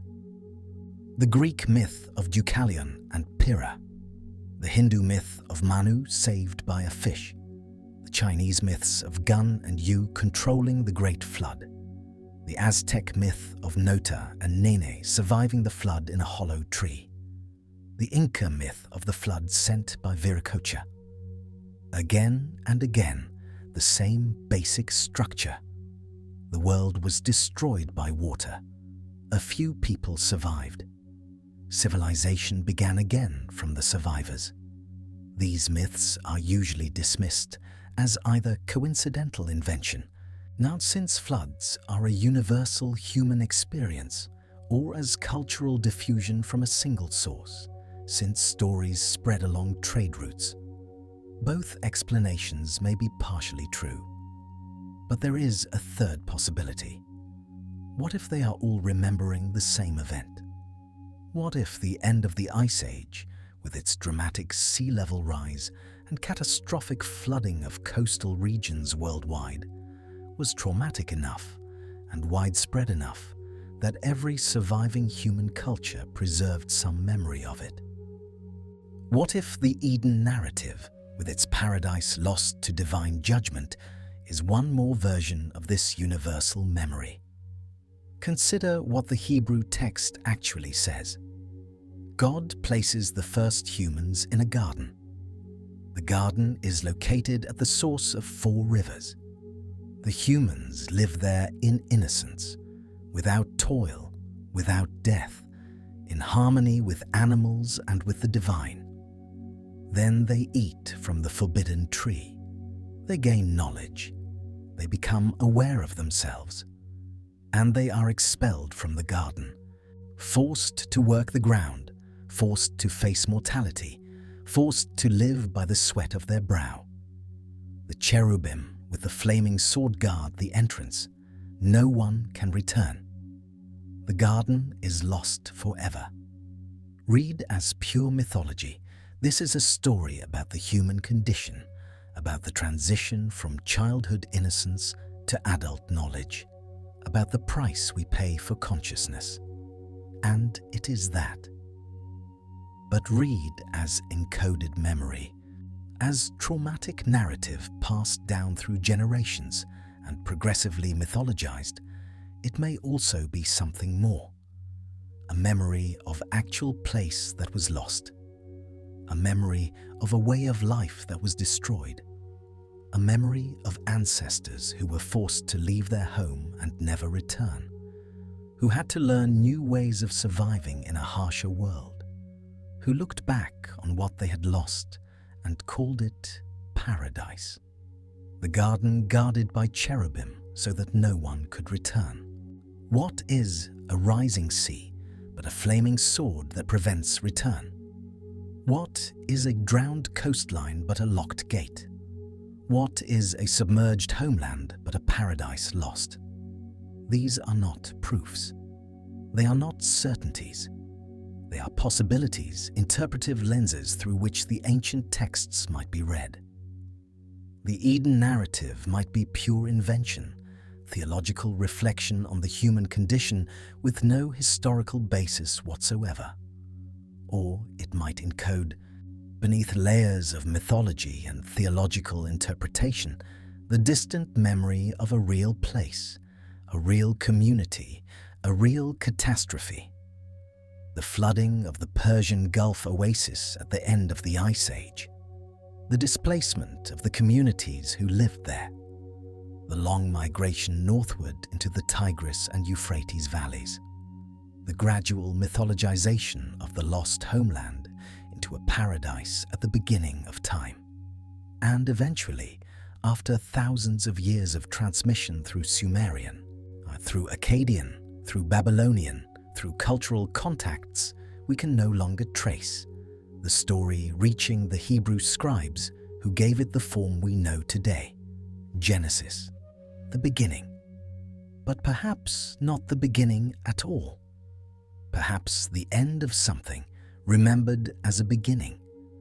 Perhaps the loss of a world remembered as the start of ours. Perhaps the memory of refugees remembered as the origin of humanity. Perhaps, beneath all the theology and mythology and interpretation that has accumulated over millennia, a simple human truth. We had a home once. It was beautiful. We lost it. We cannot go back. And so we remember it as paradise, as Eden, as the garden where we walked with gods before the waters rose and the gates closed forever. Let these possibilities settle now like sediment at the bottom of a clear pool. Your breathing has slowed. The questions do not need answers tonight. The waters rose. The garden was lost. The survivors carried their memories north into the land between the rivers, and there they built a new civilization from the fragments they had saved. And they wrote it down. They pressed it into clay.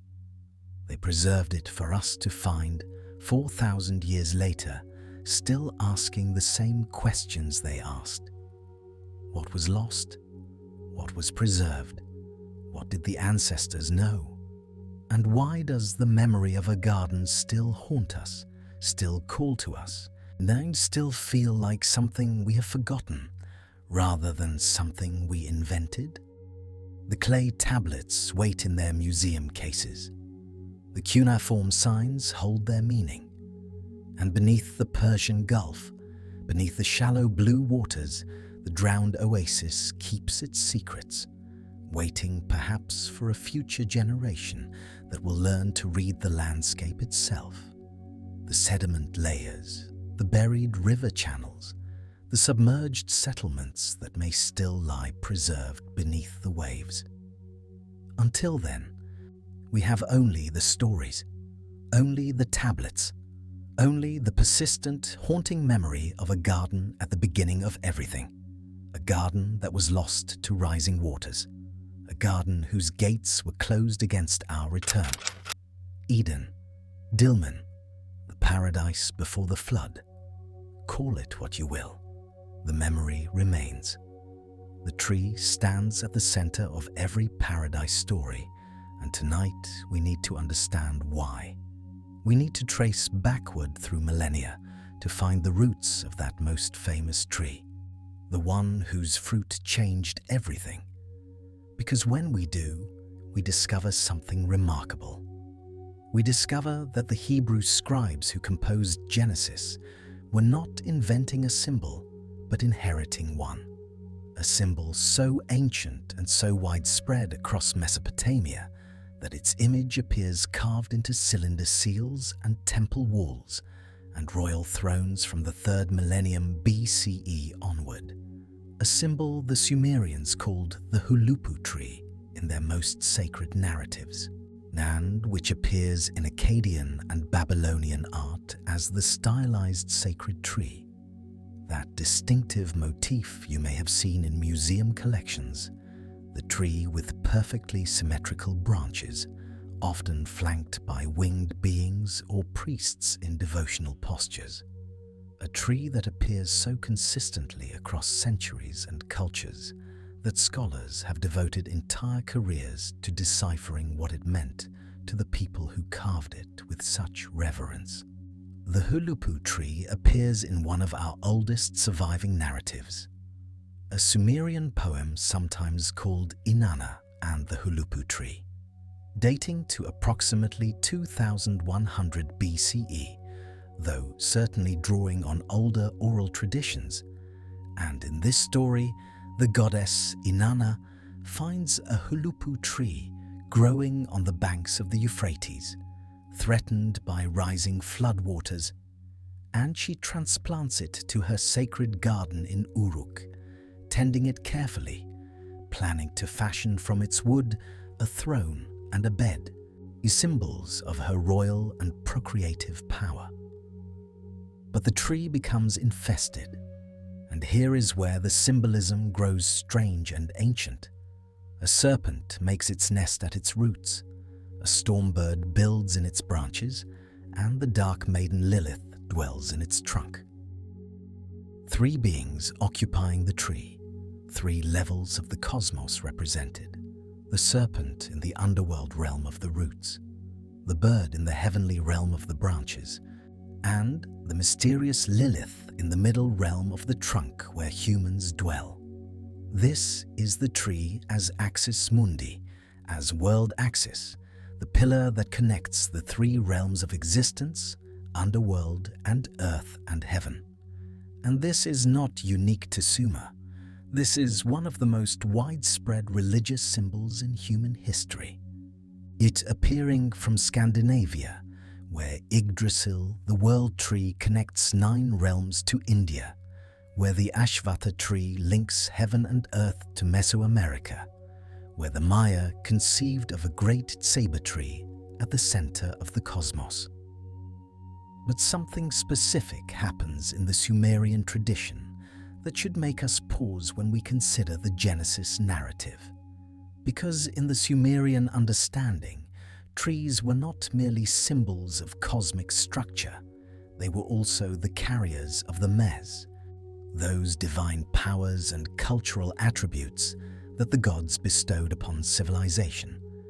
And the Mes quite literally hung from trees in some textual descriptions, waiting to be plucked, waiting to be taken, waiting to bestow upon whoever consumed them the powers they contained. Let that image settle for a moment. Divine powers hanging from sacred trees, available to those bold enough or foolish enough or chosen enough to take them. Does this not sound remarkably like a tree whose fruit bestows knowledge, whose fruit makes humans like gods? The archaeological evidence reinforces this textual tradition in ways that museums around the world display without always explaining the connections. Walk through any major collection of Near Eastern antiquities and you will see the sacred tree motif repeated endlessly on Assyrian palace reliefs, where kings and winged genies tend the stylized tree with ritual implements, are apparently pollinating it or harvesting its fruit on cylinder seals where worshippers approach the tree with hands raised, on jewelry and furniture and pottery across every period of Mesopotamian history. Something about this tree was central to how these peoples understood reality, understood the relationship between humans and gods, understood the process by which divine power could be transmitted to the mortal realm. The Genesis tree of knowledge stands in this tradition, inherits from this tradition, but something has changed in the Hebrew version. Something has shifted in how the story is told and what moral weight it carries. And understanding that shift helps us understand what the Hebrew authors were doing when they composed their version of the ancient narrative. In the Sumerian tradition, taking divine power from trees was often portrayed as heroic, as civilizing, as the act of a culture bearer bringing gifts to humanity. But in Genesis, the taking becomes transgression, becomes the source of punishment and exile. We will return to why this shift occurred, but first we must speak of the serpent. The serpent that convinces Eve to eat the fruit, the serpent that Christian tradition would later identify with Satan. Though Genesis itself makes no such connection, this serpent too has a long Mesopotamian heritage that should transform how we understand its role in the narrative. In the ancient Near East, serpents were not primarily symbols of evil or deception. They were symbols of wisdom, of healing, of immortality, and most importantly, of the knowledge that transcends death. Consider why this might be. The serpent sheds its skin and emerges renewed, apparently reborn, apparently having conquered the decay that afflicts all other creatures. To ancient observers who lacked our understanding of biology, this must have seemed miraculous. A creature that could cast off its old dying self and emerge young again. No wonder the serpent became associated with the secrets of eternal life. No wonder the medical profession still uses the serpent wound around a staff as its symbol. No wonder the Sumerians worshipped Ninhursag, whose name means Lord of the Good Tree, a serpent deity who served as a gatekeeper between the world of the living and the world of the dead, who possessed the knowledge of both realms. Who could guide souls through the transition between mortality and whatever lies beyond? Ninhursag appears in the iconography as a serpent or as a human figure flanked by serpents, sometimes with serpents rising from his shoulders, and he serves as a personal deity to kings, including possibly Gudea of Lagash, who built great temples in the 3rd millennium BCE. When the Epic of Gilgamesh shows us the hero finally obtaining the plant of immortality after his long quest, only to have it stolen by a serpent while he bathes in a pool, this is not simply a plot device. This is a statement about the serpent's fundamental association with the secret of eternal life. The serpent knows what the plant contains. The serpent takes it for itself. The serpent slithers away and immediately sheds its skin, proving that it has absorbed the power of renewal that Gilgamesh sought. The serpent in this tradition is not evil. The serpent is wise. The serpent possesses knowledge that humans desperately want but cannot quite obtain. Reading the Genesis serpent through this lens changes everything about how we might interpret the Eden narrative. when the serpent tells Eve that eating the fruit will not bring death, but will instead open her eyes and make her like the gods, knowing good and evil, the serpent is telling the truth. The Genesis text confirms this. God himself confirms this at the end of the story, saying, "Behold, the man has become like one of us, knowing good and evil." The serpent did not deceive Eve. The serpent provided accurate information. The serpent, in keeping with its ancient Near Eastern association with wisdom and knowledge, fulfilled exactly the role that serpents had always played in these traditions, as the bearer of transformative knowledge, as the guide between states of being, as the creature who knows the secrets of life and death. So why does the serpent become the villain in the Hebrew retelling? Why does an ancient wisdom symbol transform into the tempter who brings ruin?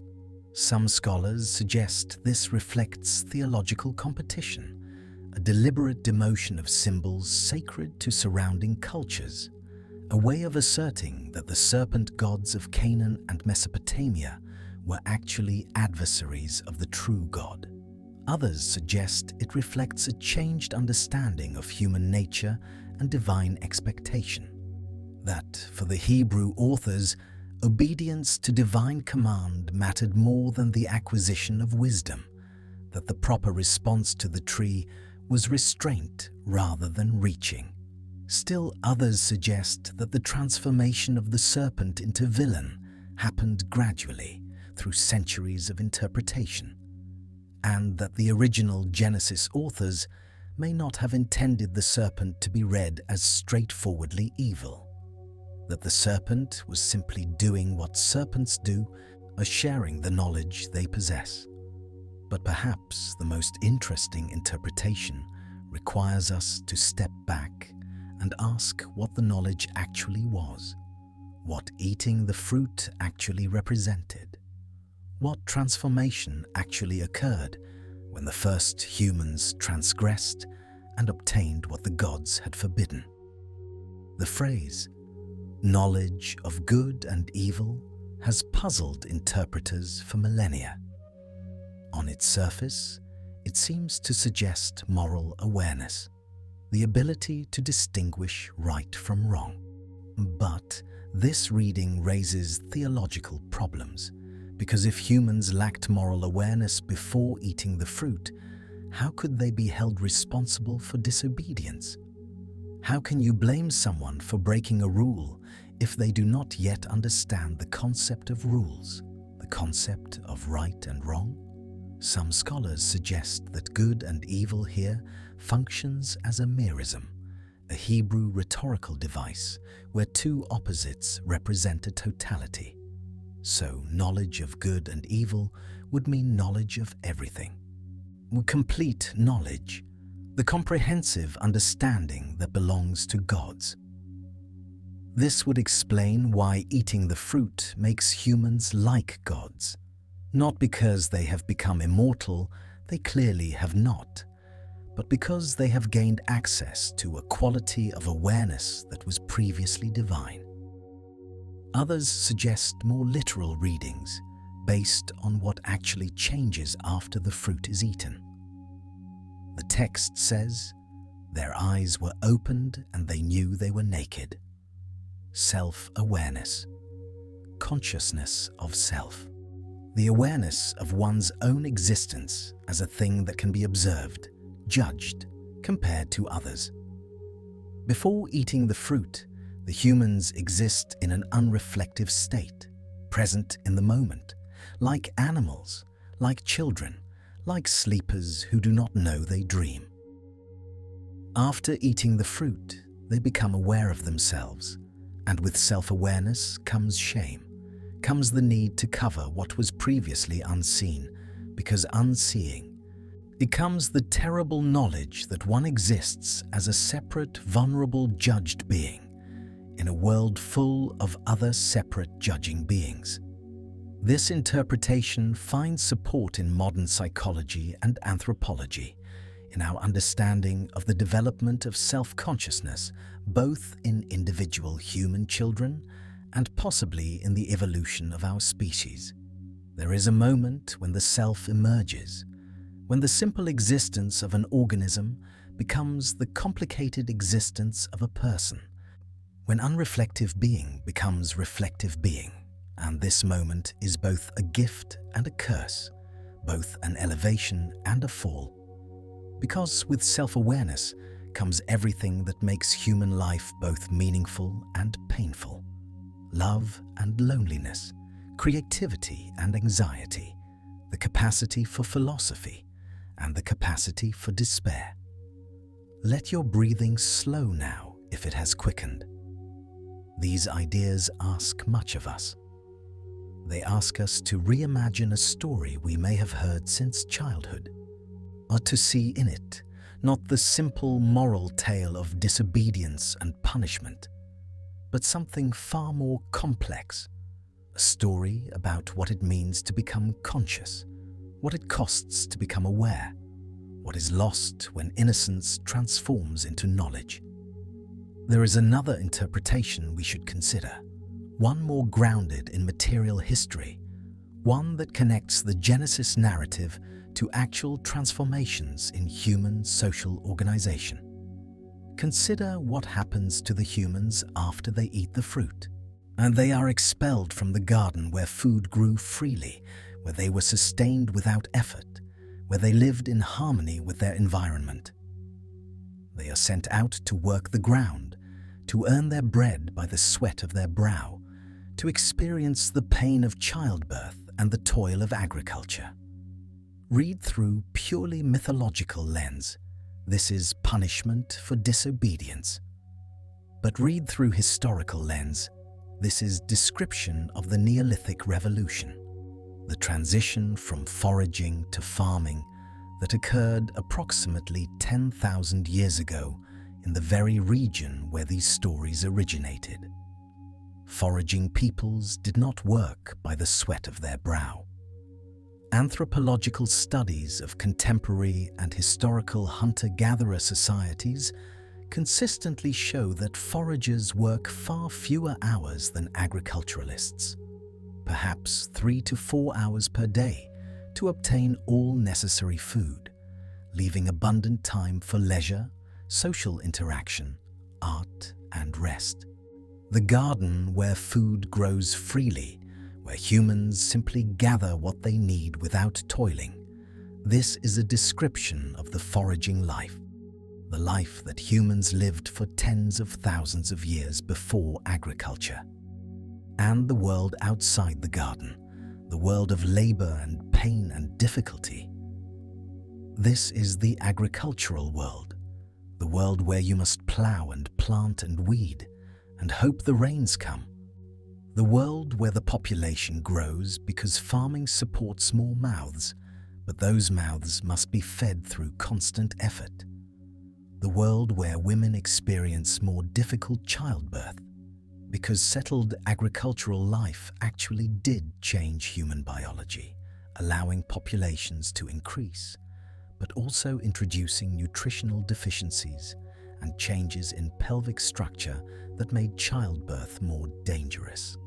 The pain of childbirth increased with agriculture because birth intervals shortened, because women's bodies changed, because the crops that became dietary staples provided less complete nutrition than the varied diet of foragers. The Genesis curse on Eve reads like a description of what actually happened to women's bodies when humans transitioned to farming. And the curse on Adam, that he will toil all his days to bring forth food from ground that resists him, this too reads like a description of the agricultural reality, the constant battle against weeds and pests and drought and flood that farmers have waged for 10 millennia. Through this lens, the fall becomes not a punishment, but a transition, not a divine curse, but a description of historical process, not mythology, but memory encoded in narrative form. Humans did once live in a garden, metaphorically speaking, a world where nature provided and they simply gathered. And humans did leave that garden, then driven by population pressure or climate change or simple curiosity, into a world where they had to work the ground, where they had to domesticate plants and animals, where they had to build civilization with all its glories and all its costs. The knowledge of good and evil through this interpretation becomes the knowledge that makes agriculture possible, the knowledge of seasons and planting and irrigation and storage, the knowledge that allows you to plan for the future rather than simply living in the present, the practical knowledge that separates human civilization from animal existence, but also separates humans from the garden, from the easy natural abundance that we abandoned when we chose to become farmers. Let these interpretations lie gently alongside each other now. They do not need to compete. The sacred tree of Mesopotamian tradition, the world axis connecting realms of existence, the carrier of divine powers, the symbol of knowledge that transforms those who partake of it. The serpent of ancient wisdom, the shedder of skins, the knower of secrets, the guide between states of being. The fall that is also a rise, the loss that is also a gain. The transition from one way of being to another, from unreflective to reflective, from foraging to farming, from simple existence to complicated consciousness. All of these meanings can inhabit the same narrative simultaneously. All of these interpretations can be true at different levels. This is how myth works. This is why these stories survive for millennia, while mere records of events are forgotten. The stories contain multitudes. They expand to hold whatever meanings each generation needs them to hold. Close your eyes if they are still open. Feel the weight of your body against whatever surface supports you. Notice your breath, that ancient rhythm that connects you to every creature that has ever breathed, every human who ever lived and wondered about gardens and serpents and the cost of knowledge. You are breathing the same air that Sumerian scribes breathed as they pressed reeds into clay, composing stories they had heard from their grandparents, who had heard them from their grandparents, stretching back into unrecorded time. The story of the garden is older than writing. It was already ancient when the first symbols were invented to preserve it. It comes to us through 5,000 years of written record, but surely existed for thousands of years before that in oral form, passed from mouth to ear around countless campfires, refined and polished by countless tellings, until it achieved the compressed perfection of myth. Every word weighted with meaning, every symbol dense with accumulated interpretation. What did the original storytellers intend? We cannot know. The earliest versions are lost to time. All we have are the echoes, the Sumerian tablets, the Hebrew scriptures, the comparative mythology that shows us the same themes appearing worldwide. But perhaps the original intention matters less than the ongoing conversation, the way each generation finds new meaning in the old words, the way the story keeps unfolding its significance to minds willing to contemplate it. The garden is childhood, and the world is adulthood. The garden is instinct, and the world is consciousness. The garden is foraging, and the world is farming. The garden is innocence, and the world is experience. All of these readings work. All of them illuminate something true about human existence. All of them help us understand why this story has survived when so many others have been forgotten, why it continues to captivate and trouble and inspire even those who no longer believe it literally. Because at some level, we all remember the garden. We all sense that something was lost when we became what we are. We all carry within us the nostalgia for a simpler state of being, whether we locate it in personal childhood, or in human prehistory, or in some spiritual condition before incarnation. The fall is not just an ancient event. The fall is an ongoing process, a daily experience, the constant trading of innocence for knowledge, of simplicity for complexity, of peace for progress. Every child falls when they become an adult. Every society falls when it becomes civilized. Every consciousness falls when it becomes self-aware. And yet the falling is also a rising, is also an ascent into a fuller kind of existence, is also the necessary price of becoming fully human. The gods knew good and evil. Now we know it too. We have become like them.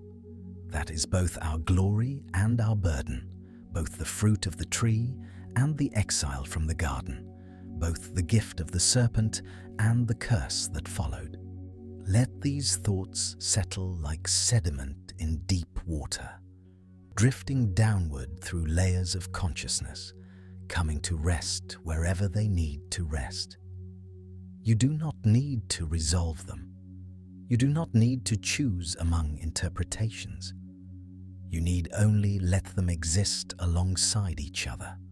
Let them speak to each other in the quiet of your drifting mind.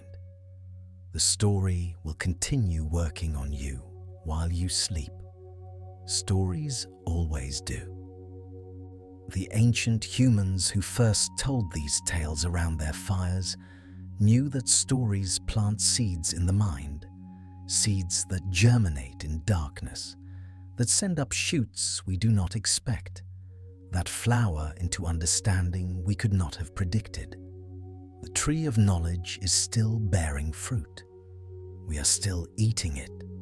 We are still falling and rising simultaneously, still becoming what we have always been becoming since the first human opened their eyes and knew with terrible, wonderful certainty that they existed, that they were naked, that they were mortal, that they could think about their own thinking, that they were expelled from the garden of simple being into the complicated wilderness of consciousness where we still wander today, seeking perhaps a way back, or perhaps simply trying to remember what it was like before we knew, before we became like gods, before the serpent whispered its ancient truth, and we listened, and everything changed. Now let us travel beyond Mesopotamia, beyond the Fertile Crescent, beyond the lands where cuneiform scribes pressed their styluses into wet clay. Because if the Garden of Eden were merely a local invention, a story created by one culture to explain its own origins, we would expect to find it only there, only in that one tradition, isolated and unique like a fingerprint. But that is not what we find at all. What we find instead is something far more unsettling, far more difficult to explain away. We find the same garden appearing everywhere, on every inhabited continent, in cultures separated by vast oceans and impassable mountain ranges, in traditions that had no contact with each other for tens of thousands of years. The same paradise, the same loss, the same longing. And this pattern demands explanation. Travel west from Mesopotamia, across the Mediterranean, to the world of ancient Greece, and you will find the Garden of the Hesperides, a paradise located at the western edge of the known world, where the sun sets into the ocean, where the daughters of Atlas tend a grove of golden apple trees, trees that grant immortality to anyone who eats their fruit. The goddess Hera planted these trees at her wedding to Zeus, and they grew in soil watered by a spring that flowed from beneath the earth. The garden is guarded by a serpent, a dragon named Ladon, who coils around the trunk of the central tree, never sleeping, always watching. And heroes who seek the golden apples must either defeat the serpent or trick their way past it. The parallels to Eden are immediate and striking. A garden at the edge of the world, a tree bearing fruit that grants immortality, a serpent guardian, a prohibition against taking the fruit. But the Greek tradition adds something else, something that deepens the mystery. The Garden of the Hesperides is not merely forbidden, it is lost. It exists in that hazy geography of myth where West becomes symbolic, where the setting sun represents the passage into the underworld, into the realm of the dead, into the past that can never be recovered. The Greeks remembered a garden, but could no longer say exactly where it was, only that it lay beyond the Pillars of Hercules, beyond the known world, in a direction that led always toward yesterday. Now travel east, far to the east, to the ancient traditions of India, to texts composed in Sanskrit perhaps 4,000 years ago, and you will find Svarga, the paradise of the gods, a realm located on the slopes of Mount Meru, the cosmic mountain at the center of the universe. Svarga is a place of eternal spring, where flowers bloom continuously, where rivers of nectar flow through gardens of wish-fulfilling trees, where the gods live in palaces of gold and precious stones, free from hunger and thirst and aging and death. Now, but the Hindu tradition preserves something else, something extraordinary, the story of how the gods lost their immortality and had to win it back. The churning of the cosmic ocean, one of the most elaborate myths in Hindu scripture, describes how the gods and demons together churned the primordial sea, using Mount Meru as a churning rod and the serpent Vasuki as a rope. From this churning emerged many treasures, including Amrita, the nectar of immortality, but also poison so potent it threatened to destroy all creation.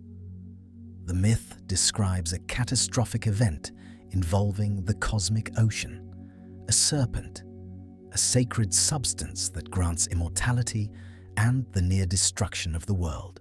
The structural parallels to both the Eden narrative and the flood narratives we discussed earlier are difficult to dismiss as coincidence, and the Hindu tradition explicitly states that this occurred in deep antiquity, in an earlier age when the relationship between gods and humans was different, when the rules of existence had not yet settled into their current form. Continue east to China, to traditions that developed in complete isolation from Mesopotamia and India, and you will find Kunlun, the paradise mountain where the Queen Mother of the West tends a garden of immortality peaches. Kunlun rises in the far west of China, its peak piercing the heavens, its base rooted in the underworld. On its terraces grow the peaches of immortality, trees that bloom once every 3,000 years and bear fruit once every 6,000 years. The Queen Mother hosts banquets for the immortals, serving these peaches along with wine made from the fruit of other magical trees. Those who eat the peaches become immortal. Those who are denied access remain mortal, subject to age and death. The garden is watered by springs that flow from the roots of the cosmic tree, with springs of jade liquid that grant eternal youth, and the approach to Kunlun is guarded by various supernatural beings, including a creature called the chiming beast, a 9-headed entity that watches over the gardens. Again, we find a garden, a sacred tree, fruit that grants immortality, a location at the edge of the known world, a guardian creature, access restricted to the worthy or the divine. And again, we find that this paradise exists in the deep past. In an age before the current order of things, the Yellow Emperor himself, mythical founder of Chinese civilization, is said to have visited Kunlun to learn the secrets of immortality, suggesting that even in Chinese tradition, there was a time when humans could access paradise and a transition after which such access was lost. Now turn your mind to the northwest, to the misty isles beyond the edge of Europe, to the Celtic traditions of Ireland and Wales and Britain. And you will find Avalon and Tir na Nog, the land of eternal youth, the Isle of Apples where King Arthur was carried after his final battle, where he sleeps still, waiting to return when Britain needs him most. Tir na Nog lies to the west, always to the west, across the sea, beyond the setting sun. It is a place where time moves differently, where visitors might spend what feels like a day and return to find that 100 years have passed, where the inhabitants never age, never sicken, never die. The land is covered with apple orchards, trees bearing fruit that sustains eternal life, and the journey there requires either invitation from one of its inhabitants or a magical vessel that can sail the waters between worlds. The Celtic paradise is not merely pleasant, it is abundant beyond imagining. Feasts that never end, youth that never fades, beauty that never diminishes. But like all the other paradises we have examined, it is separated from the human world. It existed before, or exists elsewhere, or can only be reached by heroes at the end of their mortal journey. The pattern holds, the specifics vary, but the structure remains constant. A garden, a western or otherworldly location, sacred trees, immortality, and separation from ordinary human existence. Cross the Atlantic now, to the Americas, to civilizations that developed in complete isolation from the old world for at least 15,000 years, and you will find the same pattern repeating. And the Aztecs preserved the memory of Tamuanchan, the paradise where the gods created humanity, a place of mist and flowers, where the first humans were formed from bone and blood, from the remains of previous creations. Tamuanchan was the garden where the world tree grew, the tree whose branches supported the heavens and whose roots reached into the underworld. And in Tamuanchan, according to Aztec tradition, there occurred a transgression. The gods Quetzalcoatl and Tezcatlipoca broke forbidden branches from the world tree, and as punishment, they and all the other gods were expelled from paradise, cast down into the mortal world. The parallel to Eden is extraordinarily precise. A paradise garden, a sacred tree, a forbidden act involving that tree, expulsion as punishment, and a fundamental change in the relationship between divine and mortal, human and God. The Aztecs could not have borrowed this story from the Hebrews. They had no contact until the Spanish conquest in the 16th century, and by then their mythology was already ancient, already codified in traditions stretching back centuries. Either the Aztecs independently invented a story with the same structure, the same elements, the same moral implications as Genesis, or they and the authors of Genesis were both remembering something older, something that preceded both traditions and informed them both. And this is merely a sampling. If we continued our survey, we would find paradise gardens in the traditions of Polynesia, where the afterlife realm of Pulotu is described as a land of plenty, free from labor and death. We would find them in the traditions of Africa, where various peoples preserve memories of a time when death had not yet entered the world, when humans lived in harmony with the divine, when the sky was closer to the earth and gods walked among mortals. We would find them in the traditions of indigenous North Americans, in Aboriginal Australian Dreamtime narratives, in the folklore of Siberian shamans.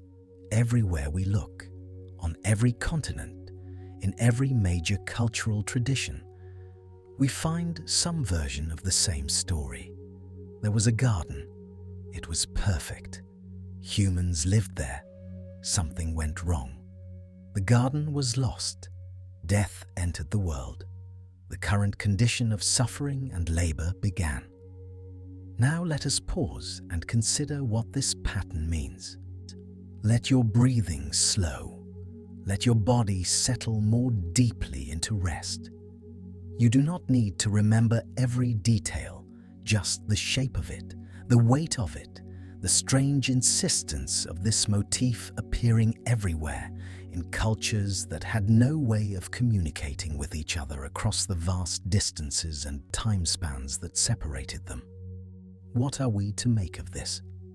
The standard academic explanation relies on what scholars call convergent evolution of myth. The idea that humans everywhere face similar existential challenges, similar psychological needs, and therefore independently develop similar stories to address those needs. We all experience loss. We all witness death. We all feel nostalgia for childhood. We all work hard for our survival. And so, this argument goes, we all naturally invent stories about a time before loss, before death, before the burden of labor. We project our desires backward onto a mythical past, because doing so helps us cope with the difficulties of the present. This explanation has merit. It accounts for the universality of the pattern without requiring any historical connection between the traditions. It keeps everything safely in the realm of psychology and anthropology. No need to posit ancient contacts. No need to suggest that the myths remember actual events. Simply human nature expressing itself in predictable ways across cultures. And yet, the specifics trouble this explanation. If paradise myths were purely psychological projections, we would expect significant variation in their details. Different cultures with different environments and different social structures should produce different paradises, tailored to their specific desires and fears. A desert people might imagine paradise as a place of abundant water. A mountain people might imagine it as a fertile valley. An island people might imagine it as a vast continent. And to some extent, we do see such variation. But beneath the variations, the structural elements remain remarkably constant.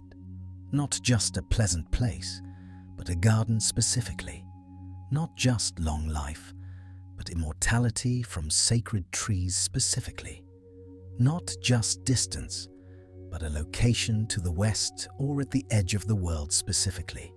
Not just loss, but loss through transgression followed by expulsion specifically. Not just a guardian, but a serpent or dragon guardian specifically. These are not vague archetypes that could mean anything. These are precise story elements that appear again and again in the same configuration. The probability of independent invention producing such detailed similarity across dozens of unconnected cultures strains credulity. Something else might be going on. Consider an alternative possibility, one that mainstream scholarship resists but cannot entirely dismiss. What if the myths are not purely psychological? What if they preserve memory, distorted by time, altered by retelling across thousands of years? But memory, nonetheless, what would they be remembering? We have already discussed the flooding of the Persian Gulf at the end of the Ice Age, the inundation that drowned what may have been a genuine paradise, a fertile oasis at the confluence of 4 rivers, a place where fresh water rose from the ground and the climate was mild and the living was easier than it would be elsewhere for thousands of years. But the Persian Gulf was not the only landscape transformed by the Ice Age ending. Sea levels rose globally by over 300 feet. Coastlines everywhere retreated inland, and coastal areas are precisely where human populations tend to concentrate. The resources are abundant: fish and shellfish and seabirds, fresh water flowing to the sea, easy transportation along waterways.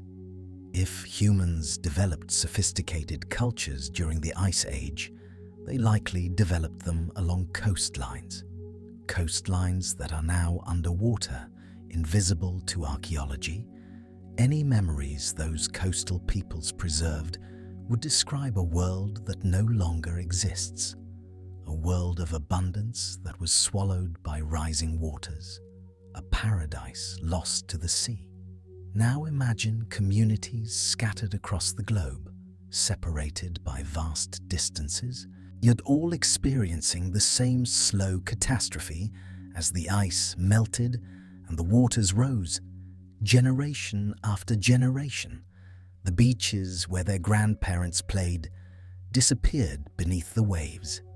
The fishing grounds where their great-grandparents worked became open ocean.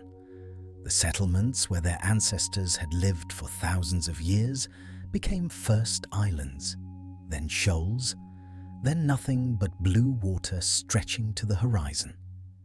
They would have retreated inland, carrying their memories with them, and they would have told their children about the world that was lost, about the abundance they could no longer access, about the paradise that existed before the flood. And their children would have told their children, and so on through hundreds of generations. And with each telling, the details would shift. The literal would become symbolic. The geographic would become mythic. The specific location would blur into a general direction. Westward, toward the setting sun, toward the past, toward the dead. But the core structure would remain, because the core structure is what matters. There was a garden. It was lost. We can never return. This is not psychology. This is history. This is the testimony of 100 generations who watched their world disappear beneath the waters and struggled to preserve the memory of what had been. If this interpretation holds, then the paradise myths of the world are not merely interesting stories. They are historical documents, encoded in the only format that could survive such vast spans of time.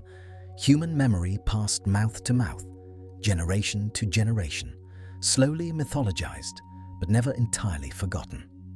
The Garden of Eden, the Garden of the Hesperides, Svarga, Kunlun, Avalon, Tamawanchan, all the lost paradises of all the cultures of the world. They may all be echoes of the same event: the drowning of the Ice Age world, the forced migration of coastal peoples, the collective trauma of watching paradise sink beneath the waves. And if this is true, then the Genesis account is not the original.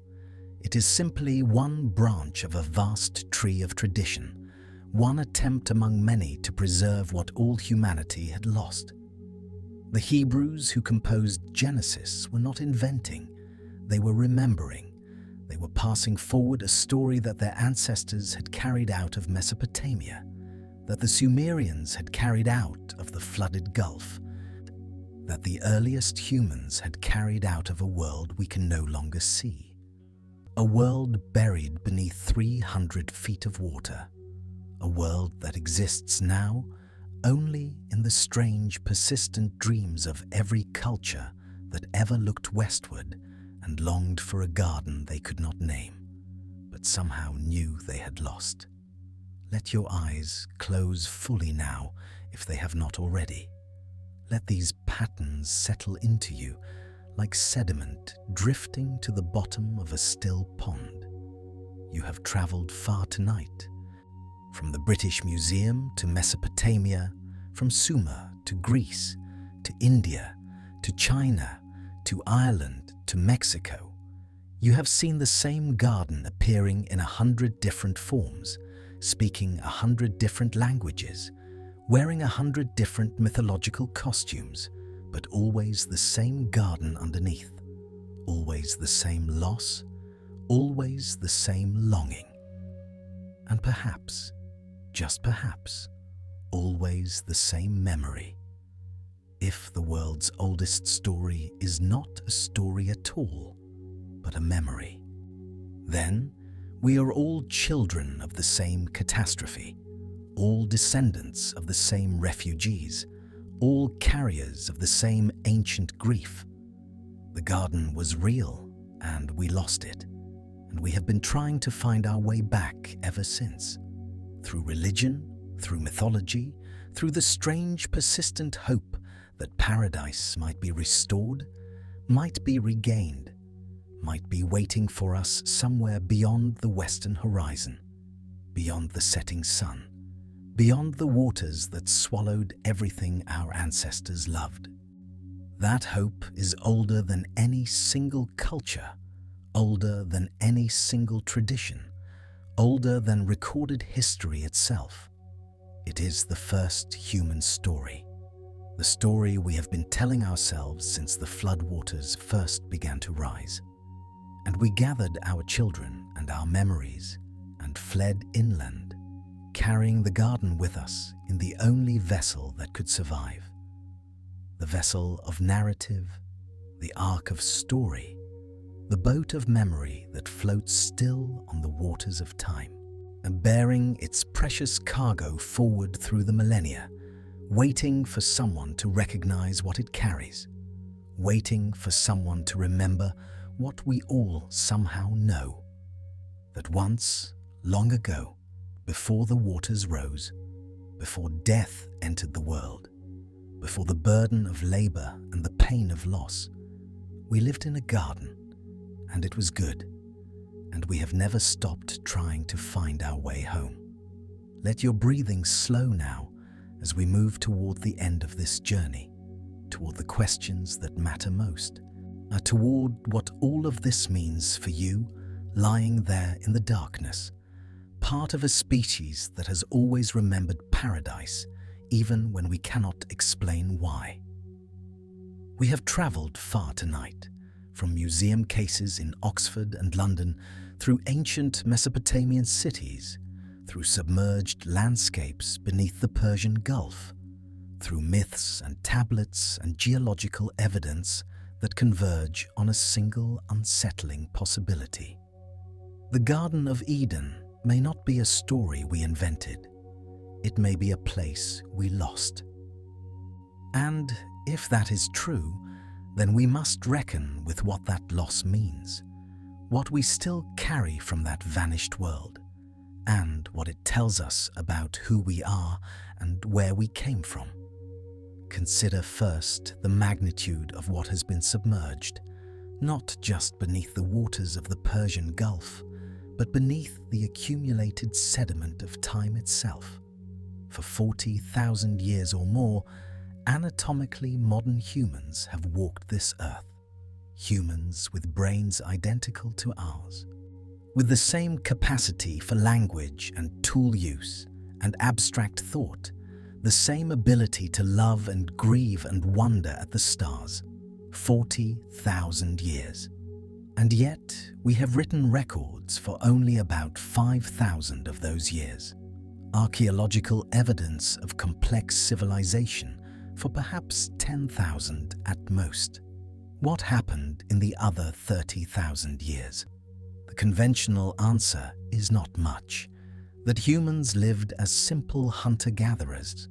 That complex society required agriculture, which required the stable climate of the Holocene, that everything before was merely prologue. But the evidence we have explored tonight suggests this answer may be incomplete. During the last ice age, sea levels were 300 to 400 feet lower than today. Coastlines extended miles beyond their current positions.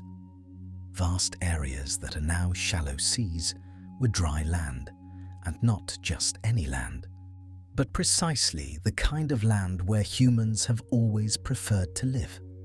Coastal zones with access to marine resources, river deltas with fresh water and fertile soil, sheltered valleys where the climate remained mild, even as glaciers covered the northern continents. If humans 40,000 years ago were as intelligent as we are, and the fossil evidence says they would have settled these optimal territories. They would have built communities. They would have developed technologies and traditions suited to their environments. They would have accumulated knowledge over hundreds of generations. And then the ice melted. The waters rose. Not in a single catastrophic flood, though there may have been pulses of rapid inundation, but over millennia, generation by generation, the coastlines crept inland. The river deltas flooded. The sheltered valleys became shallow seas. Everything those communities had built, everything they had learned, everything they had created over tens of thousands of years vanished beneath the waves. We will likely never recover it. Underwater archaeology is expensive and difficult. The Persian Gulf floor is covered in centuries of sediment. Even if structures survive the flooding, even if some evidence remains down there in the darkness beneath the shipping lanes and oil platforms, finding it would require resources and luck in proportions we may never possess. This is the first loss we must acknowledge. Not just the Garden of Eden specifically, but the entire world it represented. A world where humans may have developed sophisticated cultures we know nothing about. A world where knowledge accumulated that was never written down because writing had not yet been invented. A world that exists now only in fragments, in the garbled memories preserved in myths, in the domesticated plants and animals that someone had to spend thousands of years developing, in the strange sense of nostalgia that humans feel for a golden age none of us have ever seen. The Sumerians themselves were working from fragments. When they wrote about Dilmun, when they described the paradise where Enki and Ninhursag walked among sacred plants, they were already looking backward into a past they did not fully understand. Their civilization emerged around 6,000 years ago, but the events they described, if we take the geographical and geological evidence seriously, occurred at least 2,000 years before that. They were preserving memories that had already been transmitted orally for 100 generations or more. What was lost even to them? What details faded? What nuances were simplified? What actual events became mythologized beyond recognition? We cannot know. We can only recognize that what we have, these precious tablets in their museum cases, represents not the original memory, but a copy of a copy of a copy. Each generation adding its own interpretations, its own theological frameworks, its own cultural assumptions, until the Sumerian texts we read today are themselves already distant echoes of whatever actually happened in that garden by the rivers before the flood. And yet, something survived. This is the miracle we must also acknowledge, the inheritance that connects us across impossible distances of time. The myths survived. The Sumerians passed their stories to the Babylonians, who passed them to the Assyrians, who passed them to the Persians, who passed them to the Greeks. While separately, the Hebrew scribes in their Babylonian exile encountered these same traditions and recognized something in them, something that resonated with their own ancestral memories, their own stories passed down from Abraham, who came from Ur, from the very heartland of Sumerian civilization.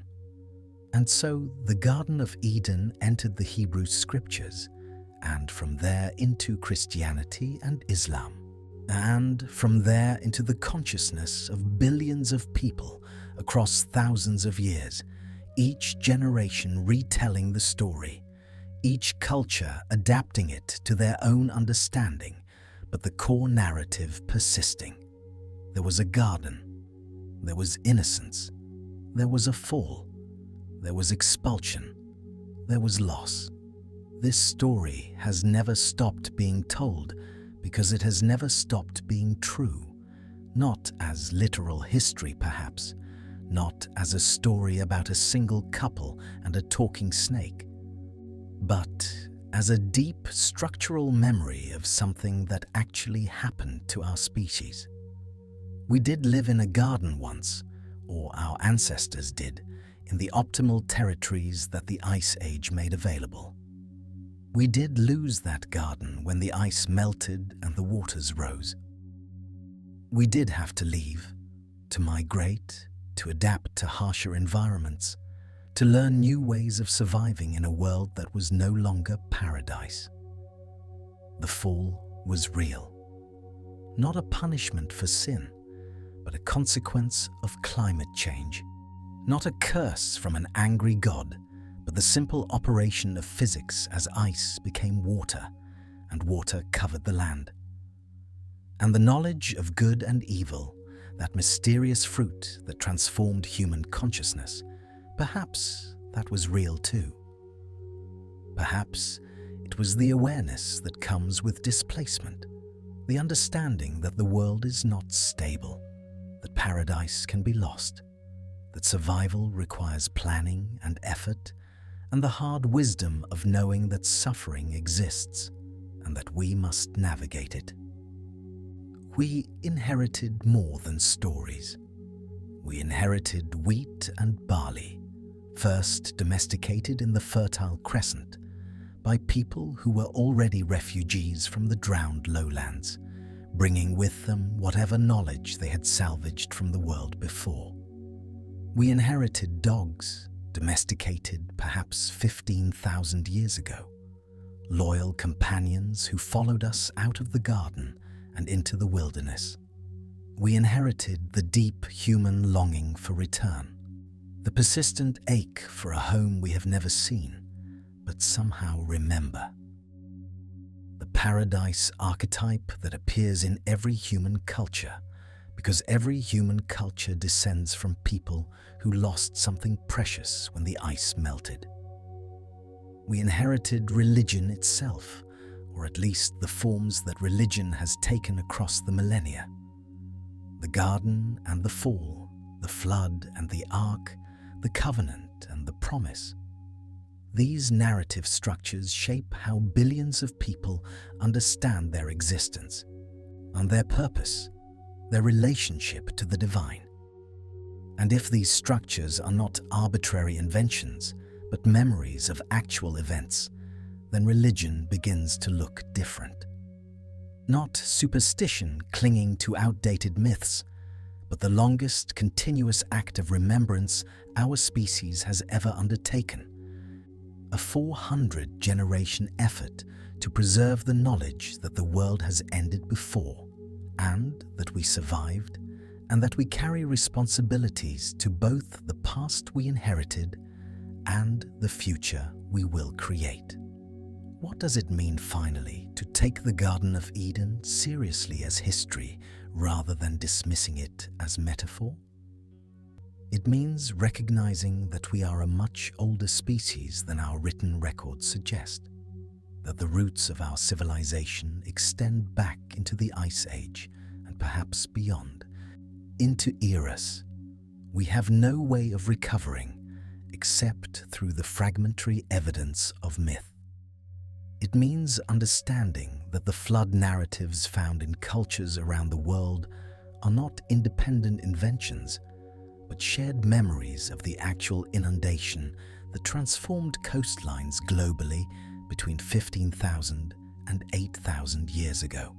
It means accepting that the fall, far from being a punishment for disobedience, may describe the most significant transition in human history. The moment when we left the optimal environments where our ancestors had thrived and had to develop agriculture, animal husbandry, architecture, writing, all the technologies of civilization, simply to survive in a world that was no longer a garden. It means seeing ourselves as part of a much longer story than we usually acknowledge.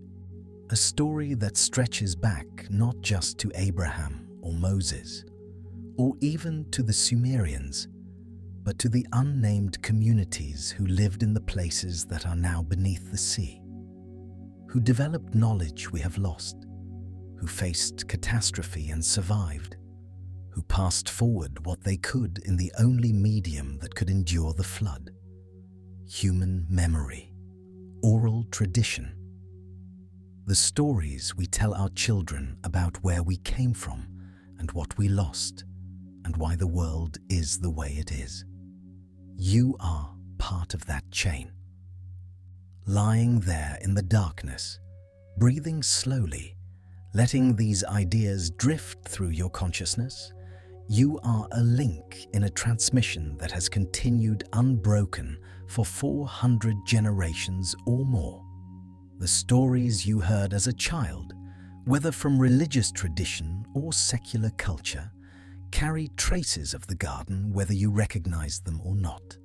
The longing you have felt, if you have ever felt it, for something you cannot name, for a home you have never visited, for a wholeness that seems always just out of reach. That longing may not be neurosis or nostalgia. It may be inheritance. The memory of paradise encoded in our culture so deeply that we feel its absence even when we cannot articulate what we have lost. Let your eyes close now if they have not already. Feel the weight of your body settling into rest. The journey we have taken tonight has covered tens of thousands of years.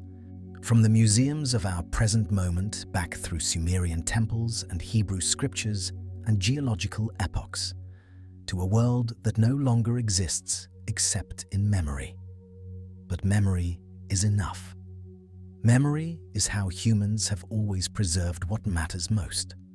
Not in buildings, which crumble, not in technologies which become obsolete, but in stories which can be told and retold, adapted and translated, carried across oceans and through catastrophes, or passed from dying lips to young ears in an endless chain that connects us to the very beginning of human consciousness. The clay tablet in the museum will eventually decay. Given enough thousands of years, even fired ceramic returns to dust.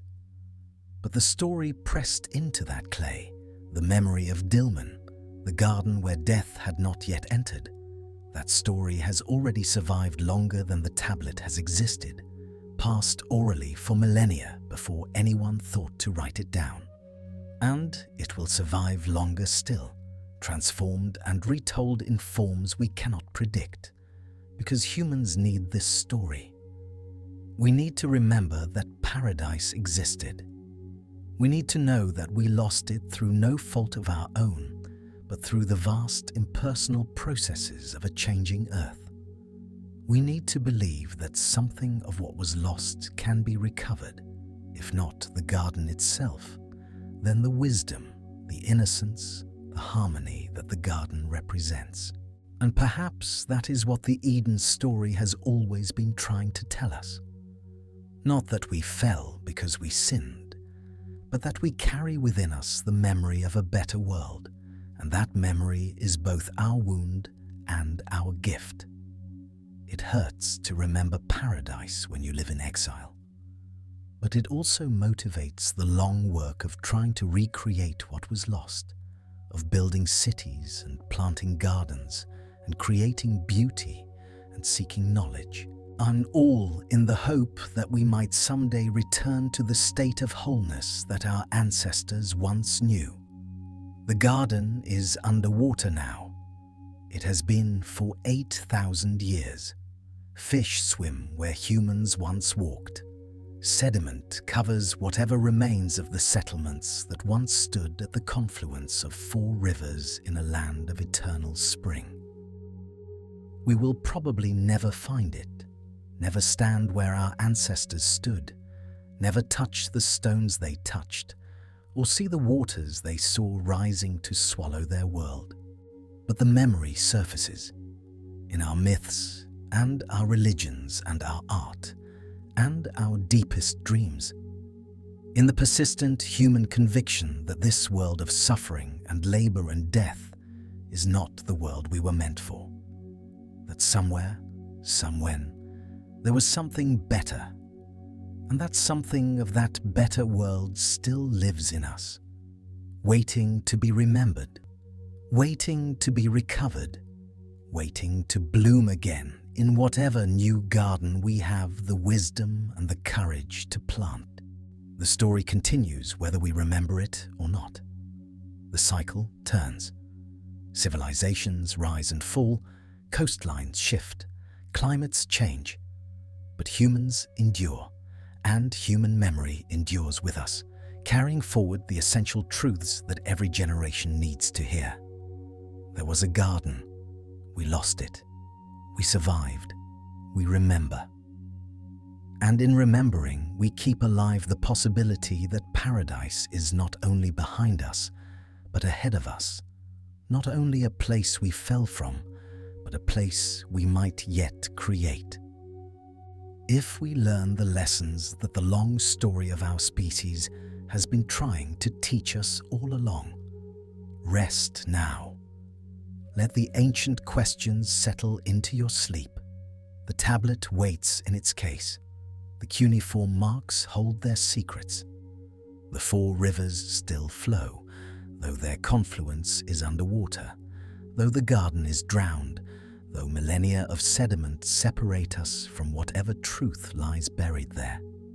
Some mysteries are not meant to be solved, only contemplated. Some questions matter more than their answers, and some stories, told for 400 generations, deserve to be carried forward into whatever future we are building, deserve to be remembered by you now, tonight, as you drift toward dreams. The garden is underwater, but memory surfaces. Close your eyes. Let the story hold you. The same story that held your ancestors through flood and exile, through dark ages and golden ages, through every catastrophe and every renewal. You are not alone in the darkness. You are part of a chain that stretches back to the beginning and forward into a future none of us can see. Sleep well, dream deep, and if you dream of a garden by 4 rivers, a place where the water rises sweet from the ground and the fruit hangs heavy on the trees, and death has not yet entered, and everything is whole, know that you are not imagining. You are remembering. Good night.